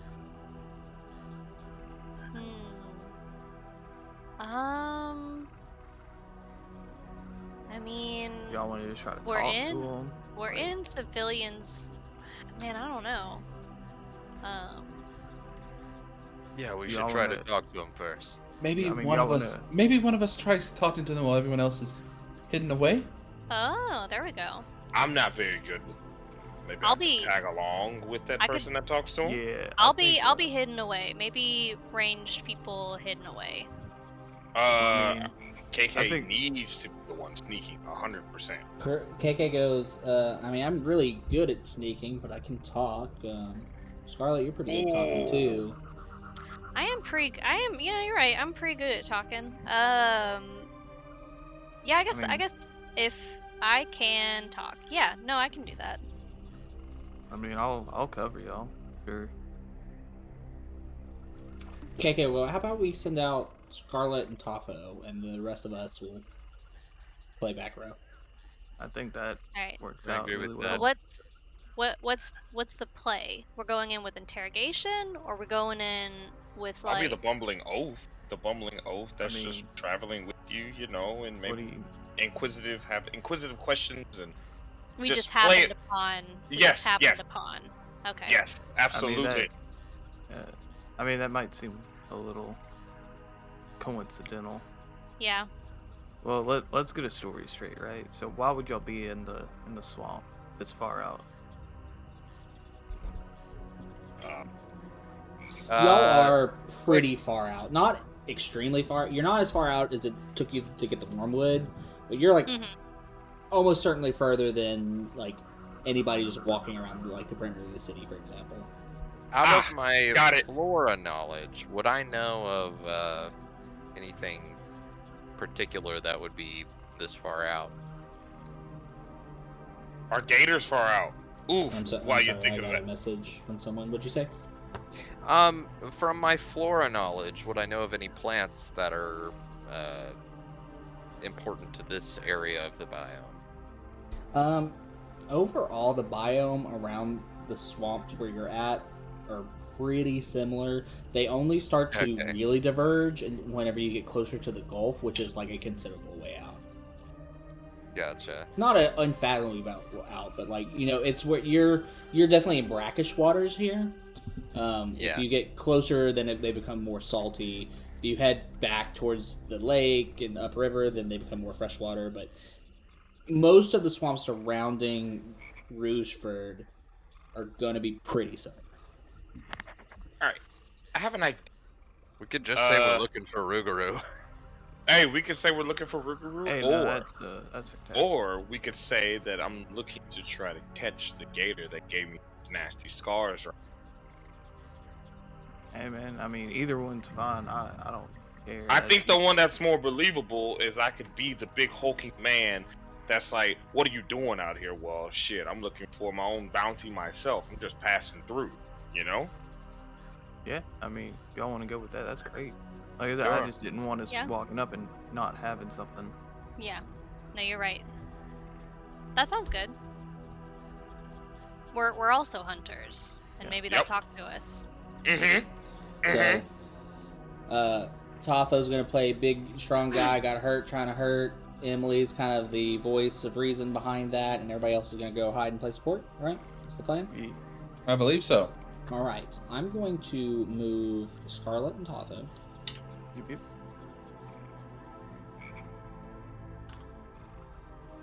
I would like everybody else to place themselves where they so wish. You have succeeded the stealth checks. About there is where they're going to start seeing you and calling you out as you approach them. Gotcha, So gotcha. everybody else, just move your mini in a hidey spot. Anywhere on this whole map? I would say probably not closer than the two of them are, unless you are. You want to stay about that same distance. Anything closer, like they're gonna. You're all gonna get the same distance here right now. So should I be like here, over here on the side? Or is that too close? Place yourselves, and I will tell you yes or no. Let's do it. Okay, I see where they are. I was trying to figure out what they were. Okay, so Sorry. Within firing range. Within fire range. For context, they're right here.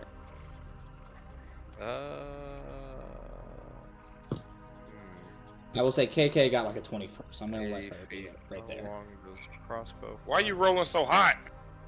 Like, I don't know. At least it's Hot on hand, your hot side hand, this hot time. Yeah, Crossbow that's is true. 80, so I want to be Oh, close. okay, yeah, I should be. Yeah, it should be good here. I am about the same distance as they are. Double check. Yep. Yeah, oh yeah, I'll be. Are you Right. also going to be huddling up? I Yeah, can- that- You're more than happy. to do That so. works with me, Okay. Snuggling in the unless you tree don't want roots. to be. No, I mean, I I'm good either way. I think we're as spread out as we can be while all being in range. All right. It's probably good for you to be close to someone. Brent. I can heal people too, yeah. Yeah. Artificers can So yeah, heal. you I guys didn't know walk that. up, and they go, and you hear one of them go, "What the hell is y'all doing here?" And that's where we're going to end session 8 of Operation Rougarou. Thank God. Damn it. Thank God. I can think about. That's fine with me. Now I can think about what I'm gonna say. Damn. We will do this encounter with these individuals at the beginning of next session. Thank you for watching. We'll go into shield time. Oh yeah, my notes were all messed up at the beginning. We can do a lot of shilling at the beginning. If you enjoy it, please follow on Twitch at 50 followers. We're at 37 now. We're going to get a beignet stream. Go subscribe on YouTube. It is free. At 100, we get a gumbo stream. If you want to keep up with the news, you can go follow on Twitter. You want to talk to us, there's Discord. World Anvil's where all this lore is, all the different places. I know we've named a lot of... Now we're kind of deep into the game, so if you need a refresher of who the Alcohol Brotherhood is, or what the Westglades mean, do that. I'm posting shorts on YouTube and TikTok and Instagram if you want to do that. Next week is Starfinder. Connor, this is you. Yes, join us deep in the Pariah Sector, the Pact World System, and beyond in the campaign Quantum Redliners, hosted by myself, with the players that you see before you here, including Tyler himself. He is also a player. Him. All right. Where the group is undergoing a bunch of missions and things are getting spicy. There's a lot of inter-party drama. We didn't have a session last week because we had a few people out, but we should be on for next week. So 6:30 pre-show starts. The actual show starts at 7. Twitch.tv/LemmyPorch. It'll be a good time. It's gonna be Or it good. won't. Either way. We're gonna go head on to Tavern Therapy, the show after the show. If you, we just kind of decompress. If you're interested in that, stay on stream or check the next VOD. Episodes release every Thursday. Tuesdays I've been doing shorts and clips and stuff. So we will see you in Tavern Therapy, guys. Peace. Bye. Goodbye. Bye. Bye-bye. Goodbye.